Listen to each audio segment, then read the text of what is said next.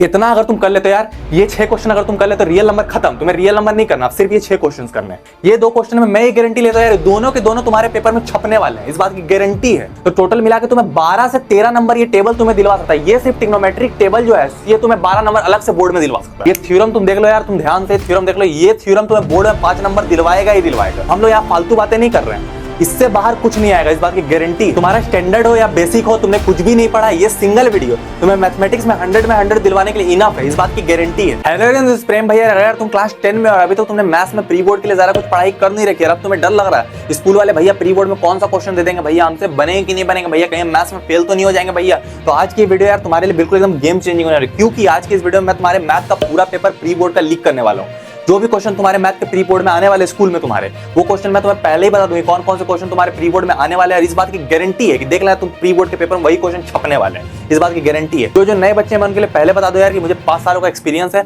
और इस बार हमने मिड टर्म में भी मैथ का पेपर लीक किया था और उसको 2 लाख बच्चों ने देखा, और बहुत सारे बच्चों का डायरेक्ट ही पूरा ही पेपर उसी वीडियो से आ गया था।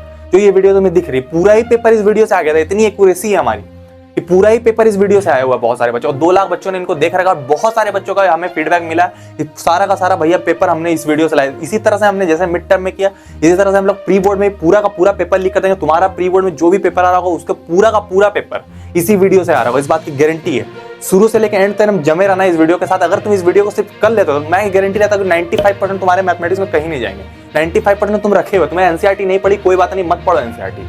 तुम सिर्फ इस वीडियो क्वेश्चन को लगा लो, जो क्वेश्चन मैं तुम्हें दे रहा हूं सिर्फ तुम वही क्वेश्चन को कर लो एनसीईआरटी से, तो और तुम्हें कुछ भी करने की जरूरत नहीं। अगर तुमने कुछ नहीं कर रखी है तो सिर्फ इन्हीं वीडियो क्वेश्चन को तुम कर लो। हर चैप्टर से मैं तुम्हें 5 से 10 क्वेश्चन दूंगा, अगर तुम उन क्वेश्चन को कर लेते हो भाई तुम एकदम टॉपर ही कैटेगरी में आने लग जाएगा, तुम्हारा कोई जवाब नहीं रहेगा। फिर 95% मैथ्स में तुम्हारे आराम से आ जाएंगे, इस बात की गारंटी है। और जो बच्चे चैनल पर नए आए यार, प्लीज यार अगर तुम चैनल पर नए आए तो तुम चैनल को सब्सक्राइब करके रख लो, क्योंकि मैं आगे और भी सब्जेक्ट्स का पेपर लीक करने वाला हूं। जैसे साइंस हो गया, सोशल साइंस हो गया, फिर इंग्लिश हो गया, हिंदी हो गया, आईटी हो गया, सारे सब्जेक्ट का पेपर लीक करने वाला हूं। मैं तुमको सच बता रहा हूं यार, ये कंटेंट एक खजाना है। मैं तुमको पहले बता, तुम बहुत लकी हो यार जो ये वीडियो तुम्हें मिली है। तो चैनल को तुम सब्सक्राइब करके रख लो, क्योंकि मैं आगे और भी पेपर्स लीक करने वाला हूँ।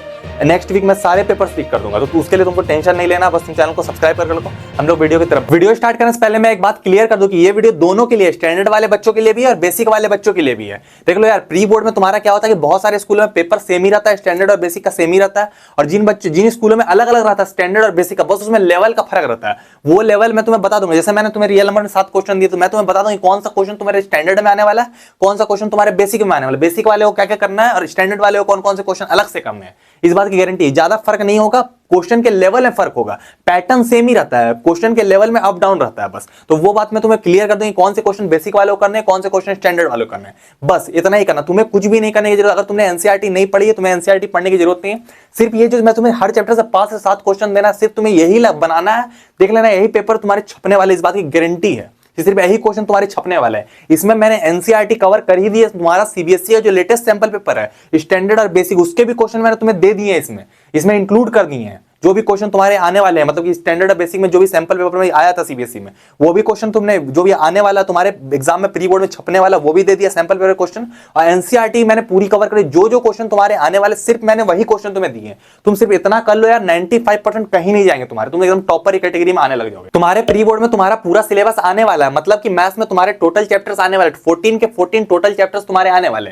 मैथ्स में तुम्हारे 14 चैप्टर्स आने वाले। इन 14 चैप्टर्स को मैंने 2 भागों में डिस्ट्रीब्यूट कर दिया है। एक तुम्हारा इजी चैप्टर्स, एक हो गया तुम्हारा हार्ड चैप्टर्स। इजी चैप्टर्स तुम्हें पहले करने हैं, उसके बाद तुम्हें हार्ड चैप्टर्स करने, क्योंकि इजी चैप्टर जितने नंबर के आ रहे हैं उतने ही नंबर के हार्ड चैप्टर भी आ रहे हैं। तो पहले हम इजी चैप्टर्स को करेंगे। इजी चैप्टर्स में तुम्हारा क्या हो गया, real number, polynomial, linear equation, quadratic equation, statistics, probability और सर्कल। और हार्ड चैप्टर्स में तुम्हारा क्या हो गया, जैसे कि तुम्हारा ट्रिग्नोमेट्री हो गया, कोऑर्डिनेट ज्योमेट्री हो गया, तुम्हारा एपी हो गया, ट्रायंगल्स हो गया, और तुम्हारा सरफेस एरिया वॉल्यूम हो गया, और एरिया रिलेटेड टू सर्कल हो गया। ये सारे हार्ड चैप्टर्स में आते हैं। तुम्हें पहले इजी चैप्टर्स पर फोकस करना है, इजी चैप्टर को पहले तुम्हें पकड़ना है। अगर मान के चलो तुम हार्ड वाले चैप्टर उठा लेते हो, मान के चलो तुम ट्रायंगल ही उठा लेते हो, अब ट्रायंगल तुम लेके बैठ गए, भैया तुम क्वेश्चन जैसे बना ले, तुमसे क्वेश्चन बनेंगे ही नहीं, बने भैया तुम डिमोटिवेट हो, क्या भैया हम क्या बनाए, हमसे तो क्वेश्चन बन ही नहीं, पूरा डिमोटिवेट होकर छोड़ दोगे। यही तुम अगर पॉलिनोमियल ले लो, तुमसे डायरेक्ट क्वेश्चन बनने लगेंगे, रियल नंबर के क्वेश्चन बनने लगेंगे, बोलो वाह भैया मोटिवेशन बढ़ गया, भाई अब तो सब खत्म कर दूंगा।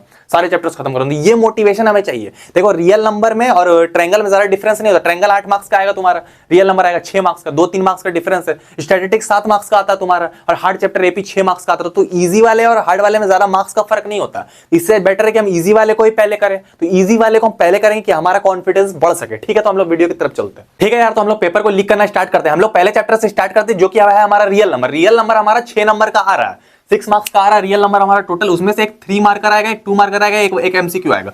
अब तुम ये मत समझना कि भैया मजाक कर रहे हैं, भैया बोल देंगे कि 6 मार्क्स का आ रहा है, 6 मार्क्स का लिख के ले लो कि भाई 6 नंबर का ही आने वाला, 10 साल से पिछले आ रहा है 6 नंबर का ही वेटेज, एक 3 मार्कर, एक 2 मार्कर, एक एमसीक्यू। इसके अलावा तुम्हारा कुछ नहीं आने वाला, बेसिक हो या स्टैंडर्ड हो। ठीक है, रियल नंबर मैंने तुम्हें सिर्फ 6 क्वेश्चन दिया। अगर ये 6 क्वेश्चन तुम कर लेते हो यार, रियल नंबर मत पढ़ना, फिर एनसीईआरटी मत खोलना, सिर्फ ये 6 क्वेश्चन करने हैं तुम्हें।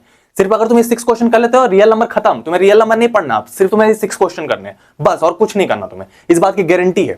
ठीक है, तो पहले क्वेश्चन पर हम लोग आते हैं रियल नंबर के। Prove that √2, √3, √5 is irrational. ये तुम्हारा 3 नंबर का आने वाला है क्वेश्चन। भाई ये क्वेश्चन नहीं है भाई, ये समझ लो तुम्हारे प्री बोर्ड के पेपर में छप गया, ये छप गया, ये तुम्हारा √2 या √3 छप जाएगा। ये प्री बोर्ड स्टैंडर्ड हो या बेसिक हो, दोनों में छपेगा। 3 नंबर का छप गया, समझ लो तुम ये क्वेश्चन। तुम प्री बोर्ड का पेपर देके आना और फिर मुझे बताना ये क्वेश्चन छप गया। इसके अलावा कोई क्वेश्चन ही नहीं आ सकता रियल नंबर से। ये prove that √2, √3, √5 is irrational. Irrational A by B के फॉर्म में करके तुम्हें इररेशनल प्रूव करना रहता है। उसके बाद एक और टाइप का क्वेश्चन आ सकता है जो स्टैंडर्ड में आ सकता है, जो कि प्रूव दैट 3 + 2 √5 इज इररेशनल। ये इससे भी इजी पड़ता है। इसको भी A by B के फॉर्म में करके रैशनल अलग, इरेशनल अलग। बस इतनी चीजें तुम्हें करनी, क्योंकि ये क्वेश्चन में 2 थ्योरम लगता है, तो ये क्वेश्चन आना ही आना है। बहुत इजी है यार, तुम इसको रट लो, एकदम यही छपेगा, √2 या √3 या √5 एकदम क्लियर है भाई। इससे अलावा कुछ नहीं आ सकता, इस बात की गारंटी है। ये 6 क्वेश्चन अगर तुम कर लेते हो भाई, कोई नहीं रोक पाएगा तुम्हें। 6 नंबर तुम्हारी जेब में। ये जो 6 नंबर के आ रहे हैं, मैं हर चैप्टर में बता दूंगा कितने नंबर का क्या आने वाला है। ठीक है, उसके बाद तुम्हारा क्या है कि तुम्हारे इफ टू, अब देखो यार मैंने क्या किया ना, तुम्हारे लिए सीबीएसई के सैंपल पेपर का भी क्वेश्चन डाल दिया। अब देखो तुम्हें क्या मिल रहा है कि सीबीएसई के सैंपल पेपर में अभी लोग नंबर से नहीं खेल रहे, अभी लोग वेरिएबल दे दिया। देखो यार यहां लिखा हुआ तुम्हारा if 2 positive integer A and B are written in the form of, देखो अब A को ऐसे लिख दिया इन्होंने, अब B को तुम्हारा ऐसे लिख दिया। अब नंबर नहीं दिया, पहले लिखता था ना 12, तो 12 को फैक्टर तुम कैसे करते थे, 2 × 2 × 3। अब इन लोगों ने नंबर दे दिया। इसका बोल रहा है कि ये जो नंबर तुम्हें दिया हुआ है, where X and Y are prime number, find HCF of AB। ये तुम्हारा बेसिक में। अब तुम बोलना मत कि भैया स्टैंडर्ड वाला क्वेश्चन तो कहीं नहीं दिया। भाई तुम्हारे बेसिक में भी है, बेसिक में तुम्हें बोल रहा है HCF निकालने, और स्टैंडर्ड में बोल रहा है LCM निकाल के डिवाइड करने। तो इसका तुम LCM कैसे निकालोगे, तुम्हें ये दिया हुआ है। अब A को तुम ऐसे लिख सकते हो, A = x और Y को y, इस तरीके से तुम्हें आराम से LCM इसका निकाल सकते हो। इस तरीके से तुम्हें LCM निकालना है। बता इसलिए मैं दे रहा हूं कि तुम्हें ये क्वेश्चन इंपॉर्टेंट है। जरूरी तुम मत समझना कि तुम्हारा 1 2 3 4 ये LCM HCF आएगा। ये वेरिएबल से भी सीबीएसई खेल सकता है तुम्हारे। हाँ, सैंपल पेपर में तुम्हें पता है कि सैंपल पेपर कितना इंपॉर्टेंट है। बोर्ड प्री बोर्ड में आ सकता है सैंपल पेपर से क्वेश्चन आते हैं प्री बोर्ड में। तो ये क्वेश्चन स्टैंडर्ड और बेसिक दोनों के लिए इंपॉर्टेंट है। ये दोनों 3 क्वेश्चन भाई, ये 3 क्वेश्चन एकदम पेट है भाई, यही तीनों आने ही आने, इसके अलावा कुछ और नहीं आएगा तुम्हारा। ठीक है, पहले ये 3 क्वेश्चन, फिर उसके बाद 4 नंबर पे आते हैं हम लोग। 4 नंबर में तुम्हारा find the LCM and HCF and verify relationship between, verify A into B product of 2 number is equal to LCM into HCF। इस पर सीबीएसई बहुत जोर देती है। हर बार सीबीएसई इस पे क्वेश्चन बनाती है। तुम्हें क्या रहेगा, या तो तुम्हें प्रोडक्ट दिया जाएगा, क्लियर कट दिया रहेगा, या तो तुम्हें क्या किया जाएगा, 2 नंबर दे दिए जाएंगे और उसका HCM दे दिया बोलेगा LCM निकालो। तो ये फॉर्मूला तुम्हें लगाना पड़ेगा भाई, ये मोस्ट इंपॉर्टेंट फॉर्मूला है। ये फॉर्मूला तुम्हारा आना ही आना है। अगर ये क्वेश्चन तो आने ही आने, इसके अलावा अगर कोई क्वेश्चन आता है तो ये फॉर्मूला से ये आएगा क्लियर कट। तो तुम्हें SCM LCF, ये दो LCM और HCF निकालने जानना है, और तुम्हें ये फॉर्मूला पता होना चाहिए। Formula A into B is equal to HCF into LCF। तुम्हें कोई भी नंबर दे दिया जाएगा, बोला जाएगा इसका SCM निकालो, LCM निकालो, प्रोडक्ट वेरीफाई करके दिखाओगे A into B is equal to HCF into LCF। तो ये फॉर्मूला तुम नोट कर लो। मैं कॉपी पेन ले लो यार, तुमको उसको नोट करते जाओ। जो क्वेश्चन मैं बता रहा हूँ, इससे सिर्फ 6 क्वेश्चन तुम नोट कर लो। तुमने कुछ भी नहीं पढ़ा, सिर्फ तुम ये 6 क्वेश्चन कर लो, इनफ रहेगा तुम्हारे लिए। और कुछ करने की तुम्हें जरूरत नहीं, कोई भी एनसीईआरटी भी नहीं करनी, तुम्हें सैंपल पेपर भी नहीं करना, सिर्फ तुम्हें यही 6 क्वेश्चन करने बस। ठीक है, उसके बाद हम लोग आते हैं क्वेश्चन नंबर 5 में। 5 नंबर में तुम्हारा find an LCM and HCF of इतना 6, 72 और 120 यूजिंग प्राइम फैक्टराइजेशन मेथड। ये एनसीईआरटी क्वेश्चन है। मैंने जो भी क्वेश्चन तुम्हें यहां दिया सारे एनसीईआरटी के ही क्वेश्चन है।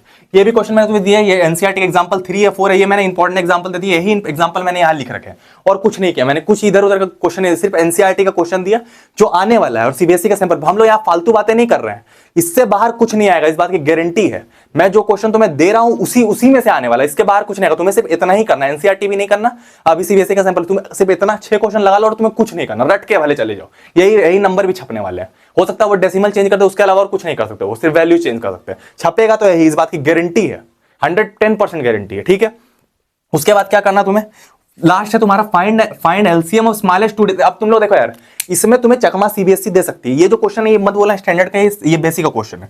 Find LCM of smallest 2 digit composite number and smallest composite. अब देखो सीबीएसई कभी कभी क्या खेलती है ना, मैं तुमको बता रहा हूँ, रियल नंबर में प्राइम नंबर और कंपोजिट नंबर से खेलने। प्राइम नंबर कौन, जो कि 1 से कटे और खुद से कटे, और जो प्राइम नंबर नहीं वो कंपोजिट नंबर है। तो ये दो चीजें, इवन और ऑड, और प्राइम और कंपोजिट, ये नंबर तुम्हें पता होनी चाहिए। अब इसमें एलसीएम, इसमें तो कोई नंबर नहीं दिया, स्मॉलेस्ट कंपोजिट नंबर क्या है, 4 है, और 2 डिजिट स्मॉलेस्ट कंपोजिट नंबर क्या है, 10 है। तो दोनों उसका एलसीएम सिर्फ तुम्हें निकाल के बता देना, बस इतना ही करना है। अब ये देखो, ये 3-3 मार्क करके तुम्हारे आएंगे, ये 3 मार्क का आएगा, ये 3 मार्क का आएगा जो प्रूविंग करने वाला। ये तुम्हारा एमसीक्यू इससे बनेगा, ये इससे एमसीक्यू बन सकता है तुम्हारा, ठीक है। ये तुम्हारा आएगा, ये भी तुम्हारा, ये तुम्हारा आएगा 1 नंबर का, ये इससे भी एमसीक्यू बन सकता है। और ये जो तुम्हारा प्राइम फैक्टराइजेशन है, ये तुम्हारा 3 नंबर का आ सकता है। तो एक तुम्हारा 3 नंबर का आएगा, एक 2 नंबर का आएगा, एक एमसीक्यू आएगा।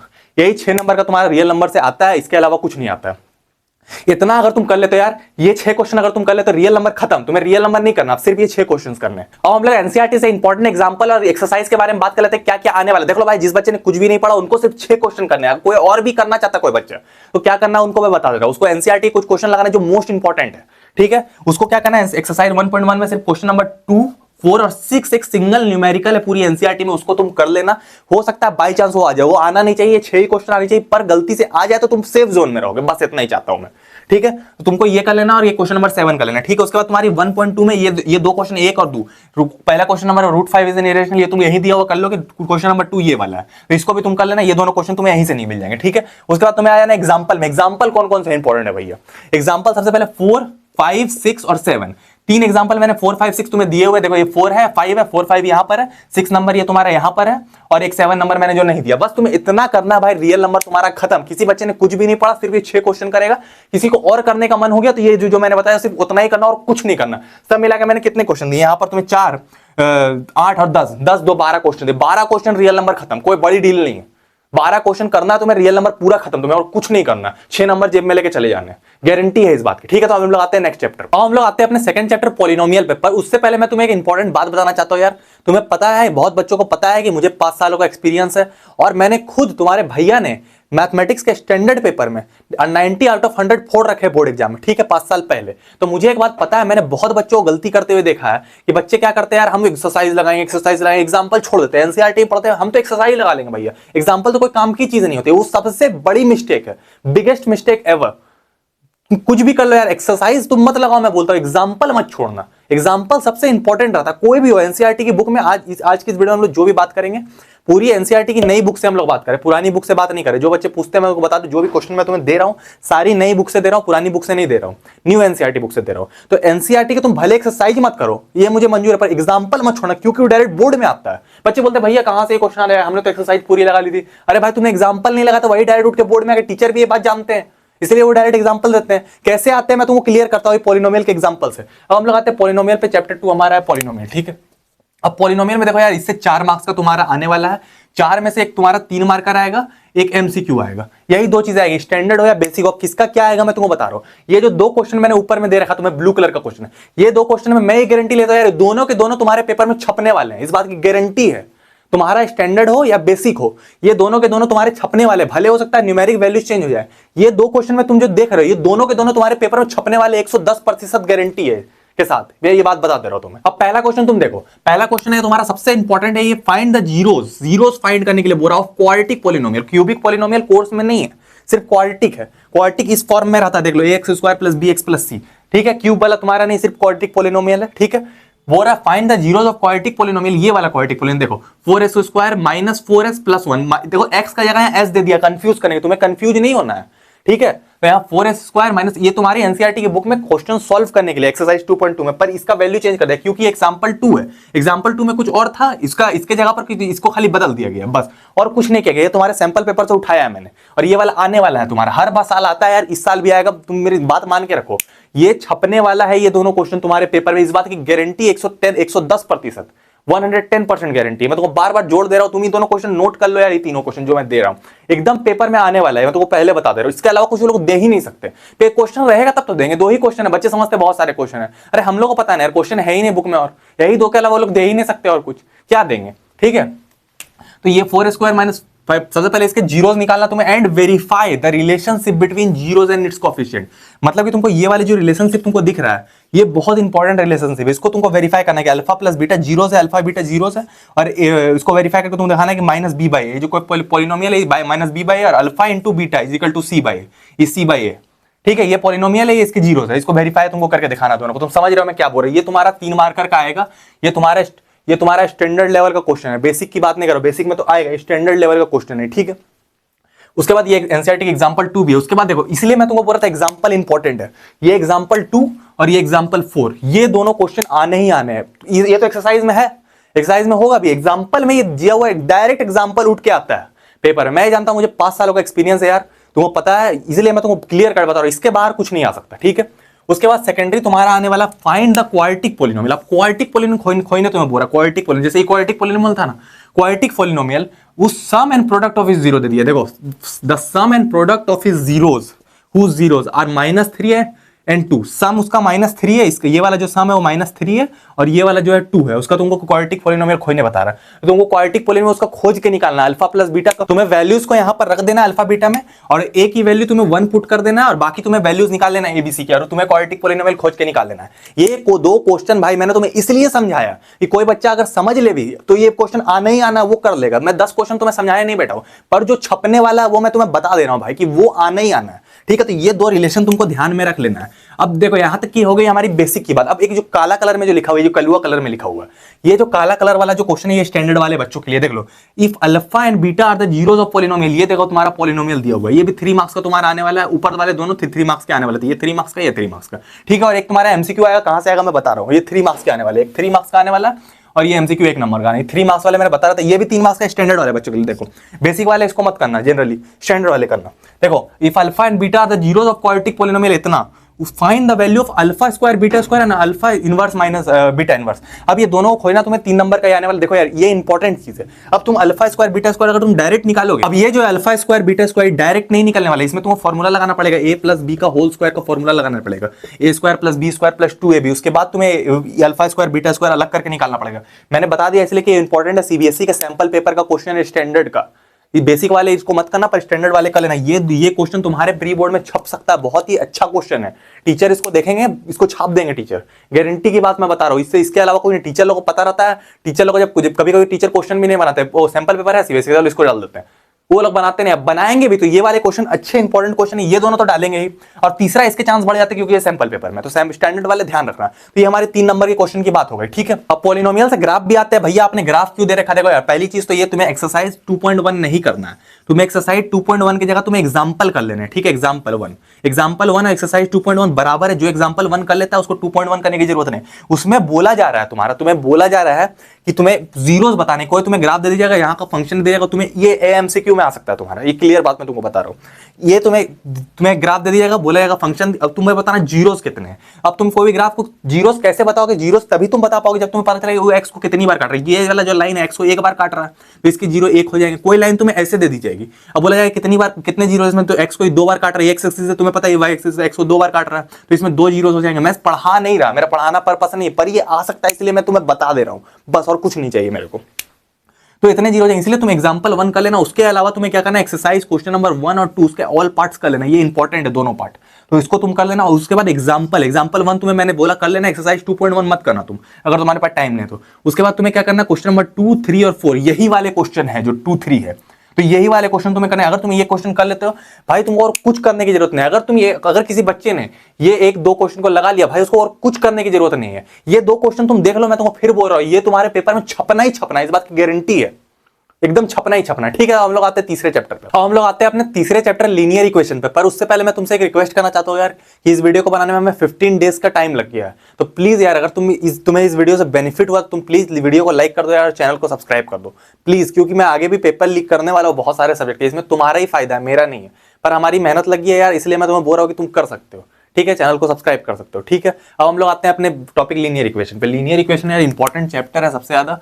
इससे क्या है, तुम्हारे एक 3 मार्कर 6 मार्क्स का टोटल आएगा, तुम्हारा टोटल 6 मार्क्स का आएगा। 6 मार्क्स में तुम्हारा एक 3 मार्कर का, एक 2 मार्क का, एक एमसीक्यू, इतनी चीजें तुम्हारी आने वाली है। उसके बाद तुम्हारा सबसे इंपॉर्टेंट जो इस चैप्टर की जान है, जो इसका आना ही आना है तुम्हारे पेपर में, ये है find whether the following pair of linear equation are consistent और इनकंसिस्टेंट। भाई ये बोर्ड में आने वाला क्वेश्चन है, हर बार बोर्ड में आता है, इस बार भी प्री बोर्ड में भी आएगा और बोर्ड में भी आएगा, इस बात की गारंटी है कि कंसिस्टेंट इनकंसिस्टेंट आएगा। उसमें तुम्हें क्या करना है, ये तुम्हारा लीनियर इक्वेशन दिया हुआ रहेगा, तुम्हें A1 B2 B1 और C1 और A1 A2 B2 C2 से कंपेयर करके तुम्हें बताना है इनकंसिस्टेंट इनकंसिस्टेंट। ये तुम्हें एक टेबल दिख रहा होगा, टेबल 3.1 तुम्हें दिख रहा होगा, तुम्हारा टेबल, ये तुम्हें टेबल दिख रहा होगा 3.1। ये 3.1 टेबल जो तुम देख रहे हो, इस टेबल से तुम्हें देखकर बनाना है कि क्या इनकंसिस्टेंट है या कंसिस्टेंट। ये टेबल अगर तुम कर लोगे यार तो ये वाली तुम चीजें आराम से कर पाओगे। तुम्हें सिर्फ कंपेयर करना है, ये A1 A2 के बराबर है B1 A1 बाय A2 और B1 bye B2 not equal to है तो एक सोल्यूशन होगा। जब तीनों इक्वल टू नहीं रहेंगे तब तो हो सकता है नो सोल्यूशन हो जाए। तो ये चीज तुमको ध्यान में रखनी, ये इसको देख के वो टेबल तुम्हें पता नहीं रहेगा तो ये तुमसे बनेगा नहीं, ये बात तुम जान लेना। तुम्हें रेशियो से कंपेयर करना है। ये तुम्हारा आ सकता है 2 नंबर का, ठीक है, तो ये 2 नंबर का आएगा और बेसिक वालों के लिए 3 नंबर का आ सकता है, स्टैंडर्ड वालों का 2 नंबर का आ सकता है। तो ये सबसे इंपॉर्टेंट है पूरे पेपर में, कंसिस्टेंट और इनकंसिस्टेंट, ठीक है। ये क्लियर हो गया पहली चीज। दूसरी चीज हमारा आएगा एक न्यूमेरिकल क्या हो सकता है। न्यूमेरिकल थोड़ा देखो, ये स्टैंडर्ड वालों के लिए न्यूमेरिकल है, ये वाला ये न्यूमेरिकल बेसिक वालों को भी आ सकता है, पर ये एनसीईआरटी के एग्जांपल 10 वाला न्यूमेरिकल है, ठीक है। ये सबसे इंपॉर्टेंट न्यूमेरिकल है, सम ऑफ 2 डिजिट और रिवर्सिंग करके डिजिट 66 होता है। तो तुम्हें इससे 2 इक्वेशन बनाने पड़ेंगे, इस तरीके के 2 इक्वेशन तुम्हें बनाने पड़ेंगे। उसके बाद तुम्हें सॉल्व करना पड़ेगा। सॉल्व तुम किसी मेथड से कर सकते हो, एलिमिनेशन से कर सकते हो, सब्स्टिट्यूशन से कर सकते हो। अभी हम लोग ग्राफिकल के बारे में थोड़ी देर बाद बात करेंगे कहाँ आने वाला है।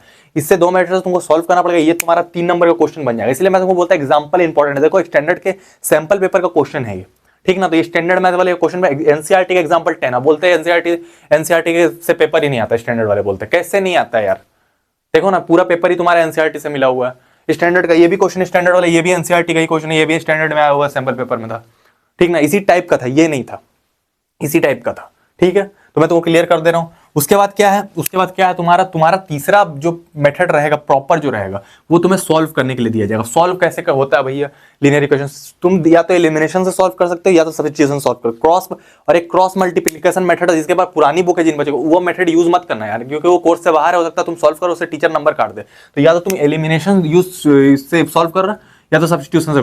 ग्राफिकल मेथड देना मुश्किल है, क्यों? क्योंकि सीबीएसई वालों को तुम्हें ग्राफ देना पड़ेगा ग्राफिकल मेथड देने के लिए, तो ये तो वो देने वाले हैं नहीं, तो ये चीज मुश्किल है। ग्राफिकल मेथड तुम्हारा आएगी, तुम प्लॉट करके तुम फिर बनाओ, ग्राफ निकालो, फिर ऐसे करके तुम निकालो, उसके बाद तुम बताओ कि कहाँ काट रहा है। ये चीजें मुश्किल है, ये देना पॉसिबल नहीं है। हो सकता है तुम्हें वो ग्राफ में क्वेश्चन दे दे, फिर तुमको बताएं कहाँ कट रहा है, ठीक है, क्लियर। तुम्हें सॉल्व करने के लिए दिया जाएगा, तुम्हें क्वेश्चन क्लियर नहीं आएंगे, इस टाइप के क्वेश्चन तुम्हें नहीं मिलेंगे, इसको सॉल्व कर दो, इसको सॉल्व नहीं, इसको कंसिस्टेंट इनकंसिस्टेंट सॉल्व तुम्हें करने मिलेगा हार्ड, जैसे रूट लगा हुआ रहेगा, इस टाइप के क्वेश्चन सॉल्व करना, एसटी में रहेगा, इस टाइप के क्वेश्चन सॉल्व करना, इस टाइप के क्वेश्चन आएंगे, इस टाइप के। ये चारों क्वेश्चन तुम देख लो, ये तुम्हारे एक्सरसाइज के एनसीईआरटी के ही क्वेश्चन है, यही आने वाले हैं। स्टैंडर्ड हो या बेसिक हो, दोनों को करना है, ठीक है। इसके अलावा तुम्हारा और कुछ नहीं आ सकता। ये कंसिस्टेंट है इनकंसिस्टेंट देख के रखना यार, ये सबसे इंपॉर्टेंट। ये समझ लो तुम्हारे पेपर में छप गया तुम्हारे पेपर में। और न्यूमेरिकल आने वाले हैं, इससे न्यूमेरिकल आते हैं तुम्हारे। न्यूमेरिकल मैंने दे दिए, न्यूमेरिकल हम कहां से करेंगे भैया? न्यूमेरिकल तुम यहां से करो, ऑल पार्ट्स मैंने लिख रखे ना एनसीईआरटी वाले न्यूमेरिकल डायरेक्ट आते हैं। बेसिक में तो डायरेक्ट ही आते हैं, स्टैंडर्ड में थोड़ा सा मोल्ड करके दे दिया जाता है, ठीक है। तो एनसीईआरटी के न्यूमेरिकल मोस्ट इंपॉर्टेंट है, मैं तुमको पहले बता दे रहा हूं। तो तुम्हें क्या क्या करना है एक्सरसाइज में, पहले तुम देख लो। एक्सरसाइज 3.1 करना है तुम्हें, 3.1 में तुम्हें 4, 5, 6, 7 बस इतना करना है। उसके बाद तुम एक्सरसाइज 3.2 में आ जाओ, उसमें क्वेश्चन नंबर 1 के 3 पार्ट कर लेना है तुम्हें, जो कि इन्हीं क्वेश्चंस में से। उसके बाद तुम्हें 2 कर लेना है, और उसके बाद 3 के ऑल पार्ट्स करने जो न्यूमेरिकल है। न्यूमेरिकल ध्यान में रखना, इससे न्यूमेरिकल बन सकता है, ठीक ना। उसके बाद तुम्हारा क्या है 3.3 में क्वेश्चन नंबर 1 का सिर्फ 4 पार्ट करना और कुछ भी नहीं करना तुम्हें, और इसके सारे पार्ट्स करने हैं। मैं सिर्फ तुम्हें जो दे रहा हूं सिर्फ तुम वही करो, तुम पूरी एनसीईआरटी मत लगाओ। मैं जो क्वेश्चन तुम्हें दे रहा हूं इससे बाहर मेरी गारंटी कुछ भी नहीं आने वाला। मैं सिर्फ दे रहा हूं जो उतना ही तुम कर लो भाई। तुम एकदम टॉपर की कैटेगरी में आने लग जाओगे, एकदम तुम अपने क्लास के टॉपर को पीछे छोड़ दोगे, जो अगर तुम्हें इतने क्वेश्चन अगर तुम कर लोगे सही तरीके से, क्योंकि यही आने वाला है। तुम कर कब पाओगे? जब जो आएगा वही तुम कर लोगे। तो तुम कर लोगे, तुम 10 क्वेश्चन लगाओगे, उसमें तो पता चलेगा तुम्हें 2 ही आया, तो नहीं। अब तुम 5 लगाओगे, 5 में 4 आते तो कितने बेटर चीज है। तो वही चीज मैं तुमको बता रहा हूं, यही लगाओगे यही आने वाला है पेपर में, ये बात की गारंटी है, ठीक है। उसके बाद तुम्हें एग्जाम्पल करना है, एग्जाम्पल 2, 5, 8 और 10 करना ही करना, यही 10 नंबर वाला एग्जाम्पल देखो, ये वाला, ये तो स्टैंडर्ड के पेपर में छपा हुआ है भाई, इसको तुम कर लेना, ठीक है। सॉल्व करने के लिए जहां तक मैं बोल रहा हूं तो सब एलिमिनेशन से करना या सब्स्टिट्यूशन से करना, ठीक है। यही 2 मेथड तुम सॉल्व करना, ये वाला भी तुम्हें सॉल्व करने आ सकता है। इतनी चीजें अगर तुम कर लेते हो यार, लीनियर इक्वेशन तुम्हारा खत्म, तुम्हें कुछ भी नहीं करना, सिर्फ ये 2-3 क्वेश्चंस का मतलब 2-3 क्वेश्चन जो मैंने बताए और ये वाले क्वेश्चन करने, बहुत बड़ी डील नहीं है यार। यहाँ 4 क्वेश्चन, यहाँ 3 और यहाँ 7, यहाँ 10 से 12 क्वेश्चन करो, लीनियर इक्वेशन तुम्हारा खत्म। ठीक है, अब हम लोग आते हैं अगले चैप्टर पर। अब हम लोग आते हैं चैप्टर नंबर 4 पे, जो है हमारा क्वाड्रेटिक इक्वेशन। ये बहुत इंपॉर्टेंट चैप्टर है यार, मैं तुमको पहले क्लियर कर दूं। इससे हमारा 7 मार्क्स का टोटल आता है। 7 मार्क्स में एक 5 मार्कर तुम्हें मिलेगा, एक 2 और 2 को एमसीक्यू मिलेंगे, टोटल 7 मार्क्स का तुम्हारा आता है। इसमें सबसे इंपॉर्टेंट पार्ट है कि इसमें न्यूमेरिकल बनते हैं।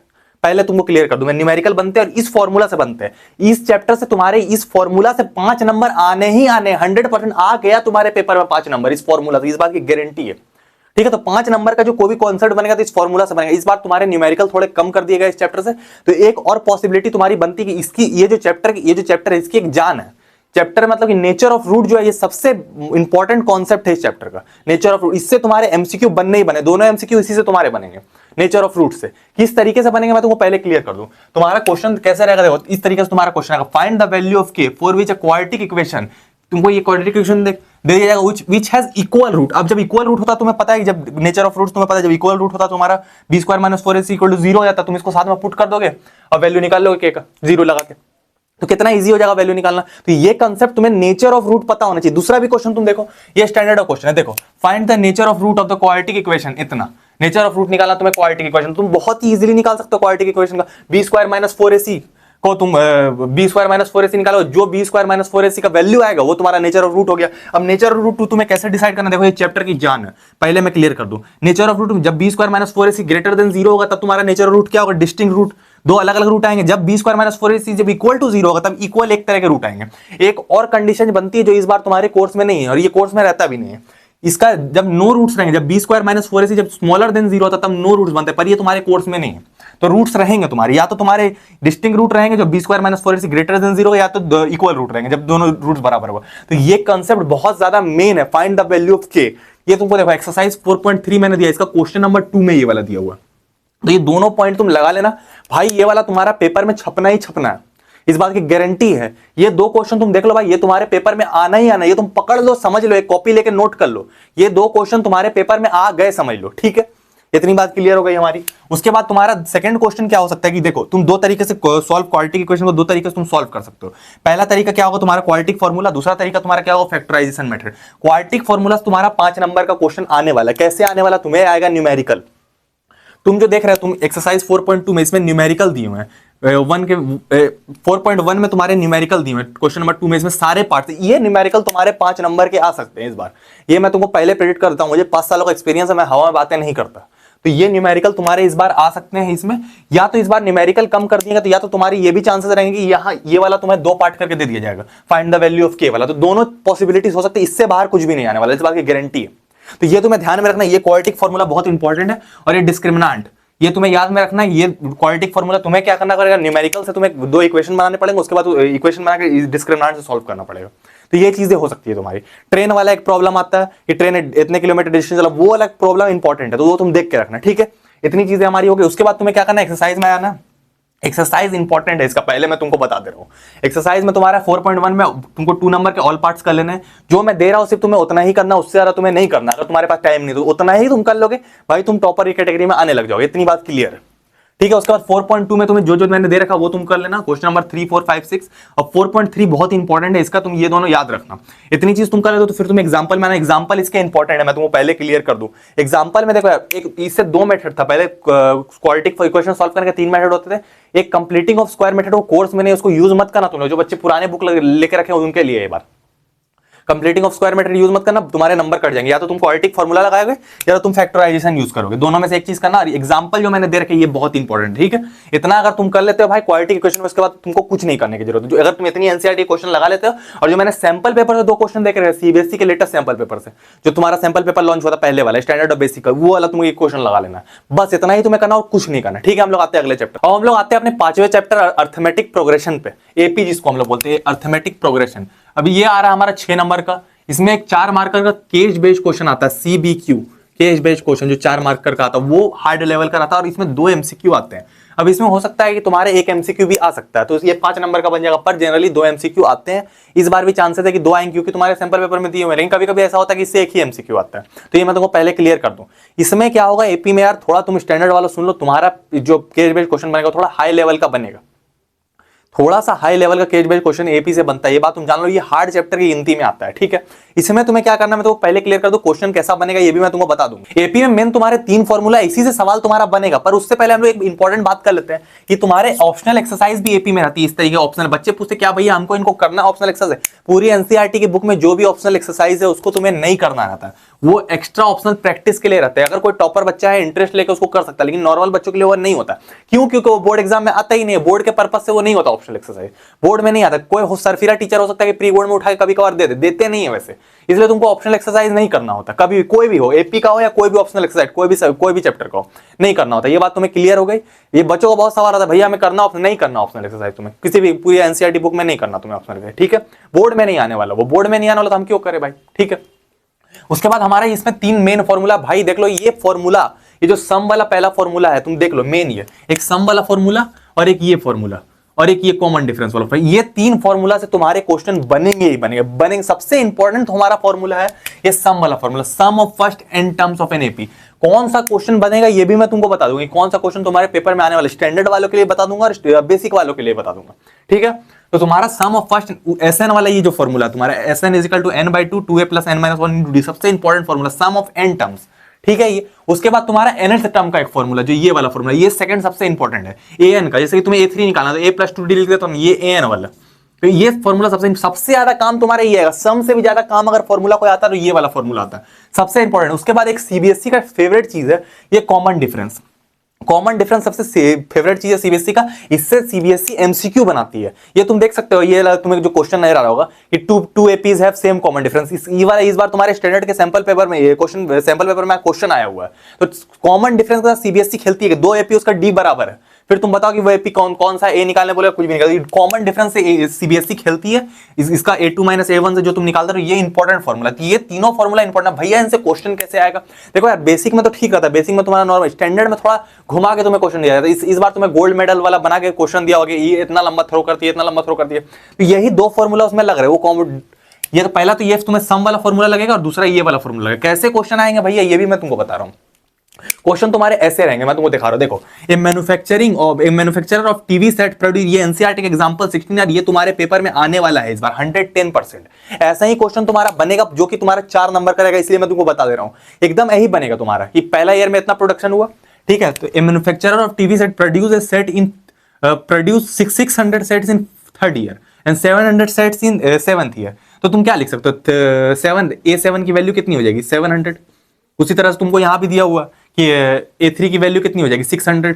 तो इसी तरीके से तुमको दोनों एपी तुम्हें मिल गए। इसको खोज के तुम्हें क्या निकालना, प्रोडक्शन इन फर्स्ट ईयर। तुम्हें A1 निकालने बोल रहा, तुम नहीं निकाल पाओगे। प्रोडक्शन इन 10 ईयर, A10 नहीं निकाल पाओगे। अब बोल रहा production in sum first 7 year, तो S7 निकालने तुमको यहाँ पर बोला। तो ये 3 चीज तुमको निकालना, तो यही तुमको समझना। ये तो तुम्हारा हो गया बेसिक लेवल का क्वेश्चन, पर स्टैंडर्ड में क्या होता है थोड़ा सा लेवल बढ़ा दिया जाता है। तुम्हें बोला जाएगा कि तुम्हें पहले सम निकालना है, पहले तुम्हें इसमें भी ये निकालने बोलेगा। उसमें क्या रहा था, थ्रो रहता है वीक बाइज। जैसे इस बार तुम्हारे स्टैंडर्ड के पेपर में कि उसने थ्रो किया था, तो वीक बाइज इतना प्लस होते जा रहा। तो उसमें भी यही एपी पता है थोड़ा सा, मतलब तुम अगर एपी बना लेते हो तो तुम क्वेश्चन निकालो। अगर ये 3 फॉर्मूला पर तुम्हारी पकड़ हो जाती है, ये 3 फॉर्मूला जो तुमको दिख रहा है 1 2 3, पहला 1 नंबर ये, 2 नंबर ये और 3 नंबर ये, अगर ये 3 फॉर्मूला पे तुम्हारी पकड़ है तो तुम बड़े से बड़ा क्वेश्चन गिरा दोगे, मैं तुमको एक गारंटी दे रहा हूं। इसी तरीके से तुमको बनाना, बस तुम अगर जैसे मैंने तुम्हें ये वाला करके दिखाया ना, अगर तुम इतना कर लेते हो स्टैंडर्ड हो या बेसिक हो, तुम निकाल लोगे, इतनी बात की गारंटी है। ये वीडियो यार देखो थोड़ी लंबी हो सकती है, पर इस वीडियो में इतना डिटेल में मैंने बताया, ये वीडियो पूरे यूट्यूब पर ना 100 वीडियोस के बराबर है। मैं तुमको बता रहा हूं 100 वीडियोस के बराबर है। एक चैप्टर पढ़ाते हैं वो लोग तो 5 घंटा 7 घंटा लगा देते हैं, मैं तुमको 5 मिनट में पूरी चीज बता देंगे पेपर में आने ही वाला क्या है, बस उसके बाद तुमको कुछ करना ही नहीं 5 मिनट के अंदर। तो पूरी की पूरी हम लोग सारे 14 के 14 चैप्टर इस वीडियो में कवर कर देंगे, ठीक है। तो हम लोग चलते हैं अब नेक्स्ट चैप्टर, लेकिन उससे पहले हम लोग देख लेते हैं एक्सरसाइज 5.1 में हमने क्या क्या इंपॉर्टेंट दिया। तो देखो यार इसमें थोड़े मैंने क्वेश्चन ज्यादा दिए क्योंकि एपी इंपॉर्टेंट है। सीबीएसई ने भी तुम्हारा रिडक्शन नहीं किया इस साल एपी में, क्योंकि एपी से क्वेश्चन बनेंगे ही बनेंगे। तो इसलिए तुम्हें 5 में तुम्हें क्या करना, 1 2 3 4 ये चारों लगा लेना, इसके 4 पार्ट से यही लगाने। इसमें और भी पार्ट्स है लेकिन इंपॉर्टेंट नहीं है। ये क्वेश्चन नंबर 1 सिर्फ तुम्हें लगाना है, इसके सारे पार्ट्स लगाने। फिर 5.2 में तुम आ जाओ। 5.2 में मैंने कुछ ज्यादा ही क्वेश्चन तुम्हें दे दिया, 5.3 में भी ज्यादा ही दे दिया। क्यों दिया भाई, क्योंकि इंपॉर्टेंट है, बोर्ड एग्जाम में आ जाएगा। फिर तुम बोलोगे भैया ने बताया नहीं और ये आ गया, तो ये चीज मैं नहीं चाहता, ये सब आने वाला है, मुझे लगता है 5 सालों का एक्सपीरियंस बोला कि आने वाला है, इसलिए मैंने तुमको बताया। फिर तुम्हें एग्जांपल करना भाई, ये सारे एग्जांपल इंपॉर्टेंट है, ये सारे एग्जांपल तुम कर लेना। तो मैंने टोटल मिला के तुम्हें 30 क्वेश्चन के कंपनसेट में दिया है भाई, तो जितना बन सकता है तुम बना लेना। मे मोस्ट इंपॉर्टेंट क्वेश्चन है ये सारे आने ही वाले। मैं खुद को नहीं रोक पाया कि भाई ये वाला आ सकता था, इसमें जितने क्वेश्चन है एनसीईआरटी में सारे आने लगे, तो मेरे को देना पड़ा। तो इतना अगर तुम कर लेते हो यार, तो ये एपी तुम्हारा निकल जाएगा, क्योंकि ये एपी थोड़ा ट्रिकी टाइप का रहता है, इसलिए मैं तुमको सजेस्ट कर रहा हूं ऐसे क्वेश्चन तुम बिल्कुल मत छोड़ना। ये जो तुम्हारा एग्जांपल नंबर 16 है ना, ये समझ लो तुम पेपर में आ गया, तुम्हारा आ गया पेपर में इस टाइप का क्वेश्चन। तुम 3 क्वेश्चन दिया जाएगा, ये 1 नंबर, ये 1 नंबर, ये 2 नंबर का सम वाला रहेगा। ठीक है, हम लोग आते हैं नेक्स्ट चैप्टर। और हम लोग आते हैं चैप्टर नंबर 6 ट्रायंगल्स पे। ट्रायंगल यार देख लो, तुम्हारी एनसीईआरटी बुक का सबसे इंपॉर्टेंट चैप्टर और सबसे ज्यादा मार्क्स का आता है। तुम्हारा पेपर टोटल 80 मार्क्स का आता है, 80 मार्क्स में से 10 मार्क्स का तुम्हारा ट्रायंगल आ जाता है। तो सोच लो कितना बड़ा वेटेज होता है ट्रायंगल। तो ट्रायंगल तुम्हारा 10 मार्क्स का आता है, बोर्ड एग्जाम सबसे ज्यादा मार्क्स का आता है ट्रायंगल तुम्हारा। ठीक है, तो इसमें मैंने 9 मार्क्स लिखा है, 9 to 10 मार्क्स का तुम्हारा आता है। 10 मार्क्स का जनरली आता है, इस बार सैम्पल पेपर में 9 मार्क्स का दिया। इसमें एक 5 मार्क का तुम्हारा आने वाला है ट्रायंगल में। ये रहा तुम्हारा ट्रायंगल चैप्टर नंबर 6, इसमें तुम्हारा एक 5 मार्क आने वाला है, एक 2 मार्क आने वाला है, 2 एमसीक्यू आने वाला, हो सकता है 2 से 3 एमसीक्यू हो जाए। तो 3 एमसीक्यू हो जाएगा तो 10 मार्क्स हो जाएगा। तो बेसिकली तुम्हारा 10 मार्क्स का इसका वेटेज रहता है, बहुत ज्यादा वेटेज रहता है इसका, सबसे इंपॉर्टेंट चैप्टर है, पर ये हार्ड चैप्टर है। ठीक है, ट्रायंगल में सबसे इंपॉर्टेंट क्या है तुम्हारा? सबसे इंपॉर्टेंट तुम्हारा ये थ्योरम 6.1 वाला थ्योरम। ये थ्योरम तुम देख लो यार, तुम ध्यान से थ्योरम देख लो। ये थ्योरम तुम्हें बोर्ड में 5 नंबर दिलवाएगा ही दिलवाएगा। 5 नंबर का आने वाला है थ्योरम तुम्हारे बोर्ड एग्जाम, इस बात की मैं गारंटी देता हूं। ठीक है, इस बात तुम समझ लो। ये जो थ्योरम है तुम्हारा देख लो, ये बीपीटी थ्योरम, और तुम्हें ये जो थ्योरम है तुम्हें तो प्रूव करने तो आएगा। ये जो थ्योरम तुम्हें प्रूव करने के लिए आएगा, डायरेक्ट स्टैंडर्ड हो या बेसिक हो, तुम्हें ये प्रूव करने के लिए आएगा। प्रूव करने के लिए तो आएगा, साथ में बोलेगा straight BPT theorem, basic proportionality theorem. तो तुमको लिखना पड़ेगा, if it line drawn parallel to the one side of triangle to intersect other 2 points in distinct points then the line divide in the same ratio. ये theorem तुमको याद भी होना चाहिए, ये तुम्हें लिख के आ जाए। 1 नंबर का तुम्हें स्टेट भी करने आएगा और बाकी तुम्हें प्रूव करने आएगा। तो टोटल ये तुम्हें 5 नंबर के क्वेश्चन में तुम्हारा आने वाला, बेसिक वाला को ये 5 नंबर का प्रूव करने पूरी आने वाला है ये थ्योरम जो है। ठीक है, और स्टैंडर्ड वाले अगर रहेंगे तो इसके प्रूविंग के साथ एक छोटा सा क्वेश्चन भी दे दिया जाएगा उनको, कि लो भाई तुम ये क्वेश्चन भी कर लो, इसी थ्योरम से रिलेटेड है। तो ये थ्योरम बहुत ज्यादा इंपॉर्टेंट है। ट्रायंगल मतलब बीपीटी थ्योरम, ये चीज तुम समझ लो। ट्रायंगल मतलब बीपीटी थ्योरम। पहले 2 थ्योरम हुआ करते थे, एक पाइथागोरस थ्योरम जो अभी कोर्स में नहीं है, ये बीपीटी थ्योरम और ज्यादा इंपॉर्टेंट हो गया। मतलब स्टैंडर्ड हो या बेसिक, इसका प्रूव आना ही आना है। तुम ये बात जान लो, इसके अलावा कुछ नहीं आ सकता। इसका प्रूफ तुम कर लेना, रट लेना, घोट लेना, क्या करना मुझे नहीं पता। ये जो थ्योरम है भाई, इसको तुम देख लो, बार बार मैं जोड़ दे रहा हूं, ये 5 नंबर तुम्हारा आना ही आना है इसका। ठीक है, उसके बाद तुम्हारा सेकंड है सिमिलैरिटी ऑफ ट्रायंगल। अब सिमिलैरिटी ऑफ ट्रायंगल प्रूविंग वाले में आएगा। इसमें तुम्हें सिमिलैरिटी प्रूव करना रहेगा। कैसे प्रूव करना रहेगा मैं बता दूं, उससे पहले मैं तुमको एक और बात बता रहा हूं। इस थ्योरम का तुम्हें कन्वर्स भी पता होना चाहिए, इससे तुम्हारे क्वेश्चन बन सकते हैं। तो कन्वर्स तुम्हें पता होना चाहिए, इसका प्रूविंग भी आना चाहिए तुम्हें। ये जो थ्योरम बीपीटी का कन्वर्स, तो ये बात तुम ध्यान में रखना, बीपीटी का कन्वर्स, ये 2 चीज तुम्हें ध्यान में रखना थ्योरम में। और तीसरा एक और इंपॉर्टेंट थ्योरम है जो तुम्हारा मिड पॉइंट थ्योरम है। तो ये 3 मिड पॉइंट थ्योरम, इससे भी क्वेश्चन तुम्हारे बन सकते हैं। ये थ्योरम में तीन थ्योरम सबसे इंपॉर्टेंट है ट्रायंगल में। ट्रायंगल में बहुत सारे थ्योरम है, पर ये जो 3 थ्योरम है ये तुम्हें आ सकते हैं 110%। तो ये 3 थ्योरम मैं तुमको बता दे रहा हूँ, जो सबसे इंपॉर्टेंट है इसको तुम घोट लो, रट लो। क्या करना तुम्हें नहीं पता, तुमको इसका प्रूविंग आना चाहिए, इससे रिलेटेड क्वेश्चन तुम्हारे बनेंगे, ये बात तुम जान के रखना। ठीक है, उसके बाद क्या तुम्हारा सिमिलैरिटी ऑफ ट्रायंगल, ये सबसे इंपॉर्टेंट चैप्टर ये इसमें है, क्योंकि इससे क्वेश्चन बनेगा इससे प्रूविंग नहीं आएगी सिमिलैरिटी ऑफ ट्रायंगल से।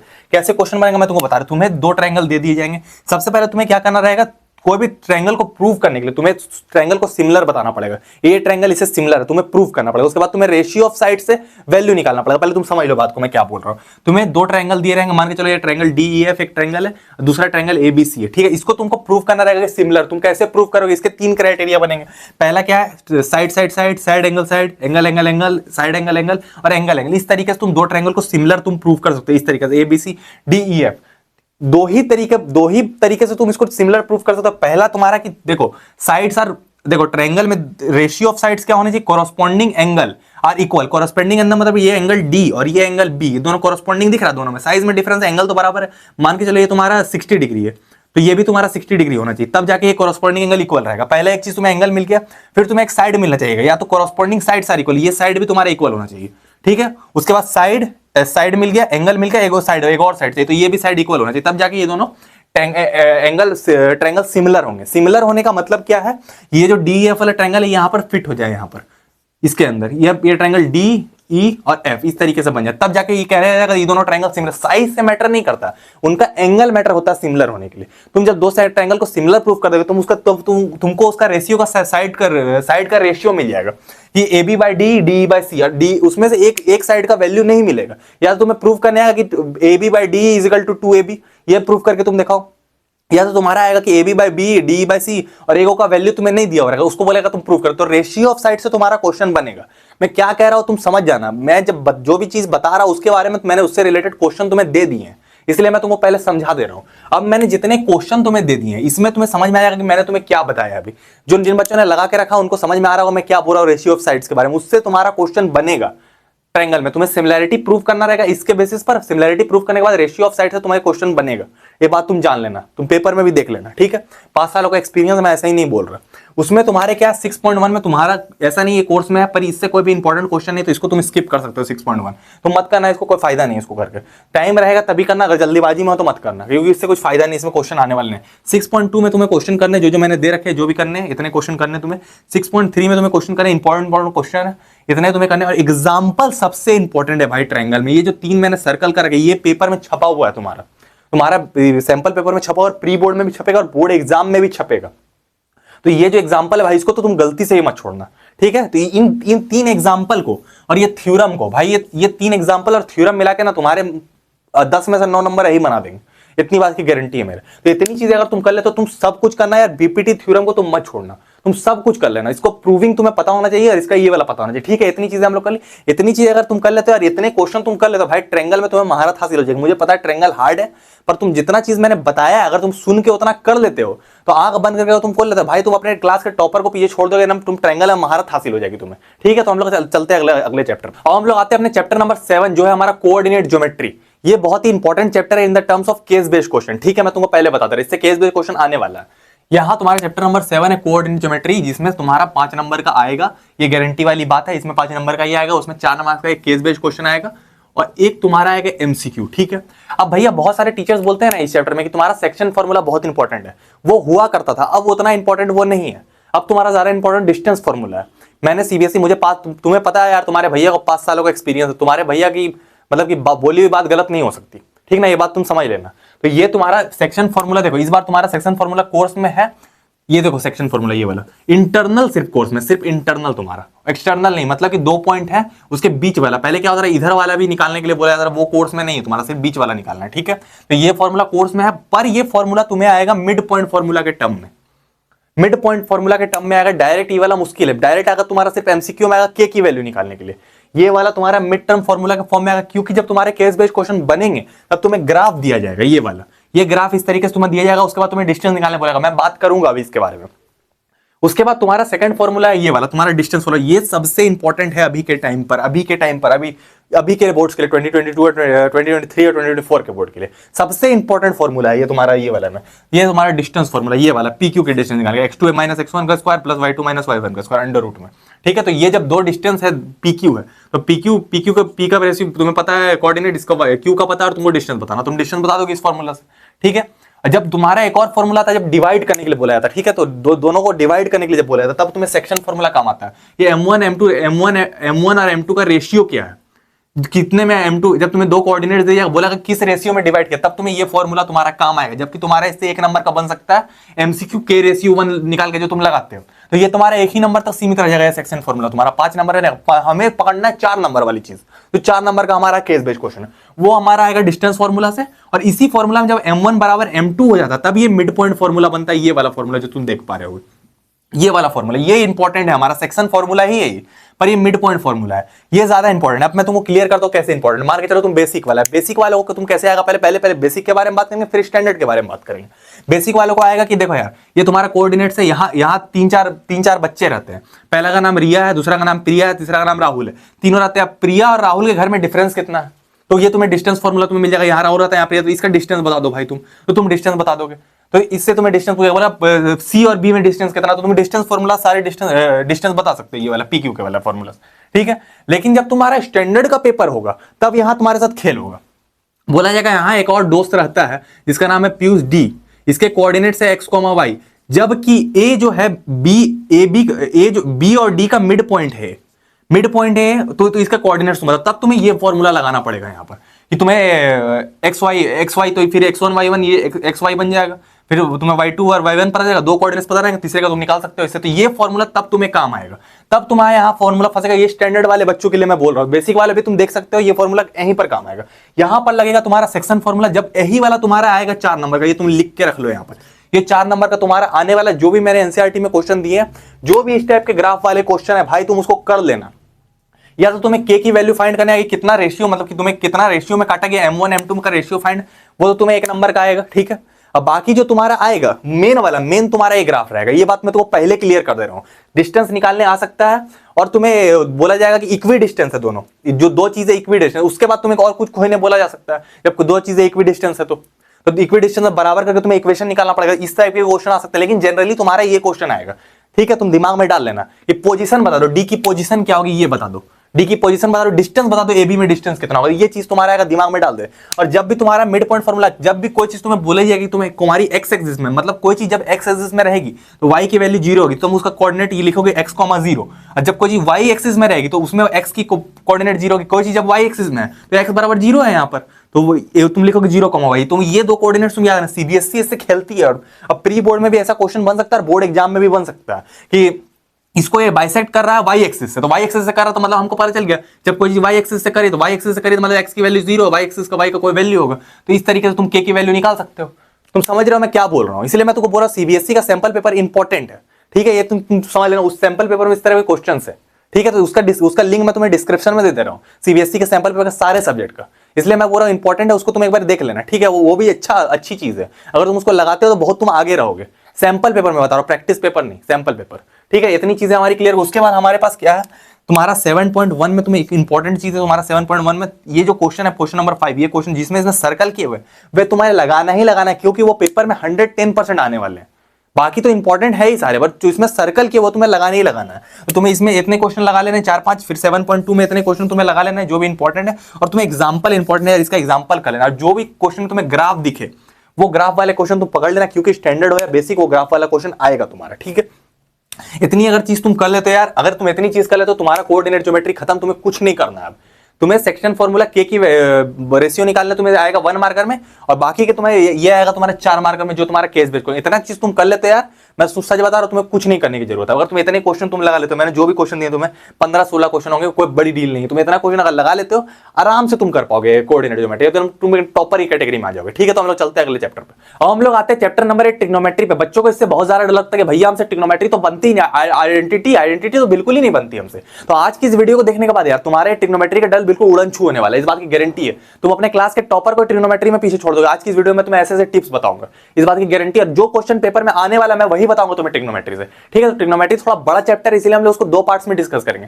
पहले हम लोग नॉर्मल ट्रिग्नोमेट्री डिस्कस करेंगे, जो वैल्यूज निकालने वाले। दूसरी बार में हम लोग आइडेंटिटी डिस्कस करेंगे, जो फिर प्रूविंग वाले होते हैं। 2 स्लाइड्स में डिस्कस करेंगे। पहले स्लाइड में हम लोग ये डिस्कस कर लेते हैं, ठीक है। तो ट्रिग्नोमेट्री तुम्हारे चैप्टर नंबर 8 तुम्हारा ट्रिग्नोमेट्री है। चैप्टर नंबर 9 तुम्हारा हाइट एंड डिस्टेंस होगा, जो एप्लीकेशन ऑफ ट्रिग्नोमेट्री है, वो भी 5 नंबर का आता है, उसको हम लोग उसके बाद डिस्कस करेंगे, ठीक है। तो सबसे पहले तुम्हारा चैप्टर नंबर 8 ट्रिग्नोमेट्री जो है वो तुम्हारा टोटल 7 मार्क्स का आता है, टोटल आइडेंटिटी वाला और ये वाला मिला के, दोनों मिला के, ठीक है। हाइट एंड डिस्टेंस अलग है, आइडेंटिटी और ये मिला के तुम्हारे 7 मार्क्स का आएगा, जिसमें एक 3 मार्कर आएगा, एक 2 मार्कर आएगा और 2 MCQ आएंगे तुम्हारे। टोटल वैसे 8 मार्क्स का आता है, लेकिन इस बार सैंपल पेपर में 7 मार्क्स का दिया हुआ, 8 मार्क्स का तुम्हारा वेटेज रहता है ट्रिग्नोमेट्री का, ठीक है। ट्रिग्नोमेट्री में तुम्हारा सबसे इंपॉर्टेंट है यार तुम्हारा ट्रिग्नोमेट्रिक टेबल। ये जो ट्रिग्नोमेट्रिक टेबल है, ये जो ट्रिग्नोमेट्रिक टेबल तुम्हें दिख रहा है, ये जो ट्रिग्नोमेट्रिक टेबल तुम्हें दिख रहा है, ये जो टेबल है यार, ये तुम्हें पहले तो 8 नंबर यहाँ के, 8 नंबर यहाँ के, तुम 7 नंबर 8 नंबर जोड़ लो, और हाइट एंड डिस्टेंस से 5 नंबर का आता है, तो टोटल मिला के तुम्हें 12 से 13 नंबर ये टेबल तुम्हें दिलवा सकता है। ये सिर्फ ट्रिग्नोमेट्रिक टेबल जो है ये तुम्हें 12 नंबर अलग से बोर्ड में दिलवा सकता है, इस बात की गारंटी है। तो ये टेबल को तुम ध्यान से देख लो भाई, ये टेबल तुम्हारे बोर्ड में 12 नंबर तक का आ सकता है, इस बात की गारंटी है, ठीक है। यहां तक हम लोग डिस्कस कर ले। ये टेबल तुम रट लो, घोट लो, जो करना है कर लो भाई। ये टेबल अगर तुम्हारे पास रहेगा, अगर तुम्हारे दिमाग में ये रहेगा, बहुत इजी टेबल है। अगर ये नहीं कि तुम पेपर में बनाने बैठ जाना, इस टेबल बनाना है, तुमको याद करके रखना है कि 1045 की वैल्यू 1 होती है, sin 60 की वैल्यू √3/2 होती है। इतनी तुम्हें याद कर लेना कि तुम तुरंत निकालो, ये नहीं कि तुम एग्जाम में बनाने लग जाओ टेबल को, वो वाली ट्रिक काम नहीं आती। मैं तो पहले क्लियर, ये टेबल बहुत इंपॉर्टेंट है भाई, बहुत। मैंने खुद, तुम्हारे भैया ने 90 मार्क्स फोड़ रखे हैं स्टैंडर्ड मैथ में 100 में, ये टेबल बहुत काम आता है, मैं तुमको क्लियर बता रहा हूं। हर लेवल पे तुम्हें हाइट एंड डिस्टेंस हो या ट्रिग्नोमेट्री टेबल काम आने वाला है, इसको रट लो तुम, ठीक है। उसके बाद हम लोग बात करते हैं नेक्स्ट पे। नेक्स्ट हमारा क्वेश्चन आएगा, इस टेबल से रिलेटेड क्वेश्चन बहुत ज्यादा आएंगे। ये तुम्हारा 2-2 नंबर का क्वेश्चन आएगा एवल्यूट करके। उसमें क्या आएगा, sine square 60 degree, tan 45 degree और cos 30 डिग्री। ये सैंपल पेपर का क्वेश्चन है, ये इस बार प्री बोर्ड में भी छप सकता है, बोर्ड एग्जाम में भी आने वाला है। तो ये क्वेश्चन तुम देख लो, इसमें तुम्हें sin 60 की वैल्यू चाहिए √3/2, tan 45 की वैल्यू चाहिए 1, cos 30 की वैल्यू चाहिए √3/2। ये तीनों वैल्यू को स्क्वायर करके तुम आराम से निकालो। टेबल तुम्हें याद होनी चाहिए, और टेबल मौके पर याद होनी चाहिए, नहीं कि तुम टेबल बना रहे हो, तुमको याद होनी चाहिए टेबल। तो टेबल को तुम रट लो, घोट लो, जो करना है कर लो इस टेबल को। पहली चीज तो ये होगी। फिर टेबल से और रिलेटेड क्वेश्चन आएगा, देखो ये सेकंड नंबर वाला क्वेश्चन, इफ। ये एक क्वेश्चन सबसे इंपॉर्टेंट है भाई, ये क्वेश्चन बहुत बार बोर्ड में आ चुका है, एकदम ये क्वेश्चन आना ही आना है। देखो if tan a + b = √3, standard में भी आ सकता है, बेसिक में भी आ सकता है। इस बार स्टैंडर्ड के सैंपल पेपर में था ये। tan a + b = √3 और tan a - b = 1/√3, एनसीईआरटी का क्वेश्चन है, ठीक है। If a + b is smaller than 0 and find a and b, तो इसमें भी इसका वैल्यू तुम्हें चाहिए होगा, a + b और a - b tan थीटा की कब वैल्यू 1/√3 होती है, tan 30 की वैल्यू होती है, तो तुमको टेबल से ही पता चलेगा। तो टेबल बहुत इंपॉर्टेंट है, ऐसे ऐसे क्वेश्चन बनेंगे और तुम्हें टेबल जानना जरूरी है। पहले सबसे इंपॉर्टेंट ट्रिग्नोमेट्री में टेबल है, ये तुम्हें 12 से 13 नंबर आराम से दिलवा सकता है, एक टेबल अकेला। समझ लो तुम बात को, 13 नंबर का वेटेज रखता है अगर आइडेंटिटी छोड़ दिया जाए तो, ठीक ना। ये बात की गारंटी रख लो तुम, ठीक है। एक टेबल की बात कर रहा हूं मैं। उसके बाद तुम्हारा आता पाइथागोरस थ्योरम। अब पाइथागोरस थ्योरम यहां भी तुम्हें टेबल चाहिए होगा। अब इसमें तुम्हारे क्वेश्चन कैसे बनेंगे, देखो तुम्हारे क्वेश्चन इस तरीके से बनेंगे। If cos a = 4/5 then find tan a, ये तुम्हारा बन जाएगा बेसिक का क्वेश्चन, बेसिक लेवल का क्वेश्चन ये बन जाएगा।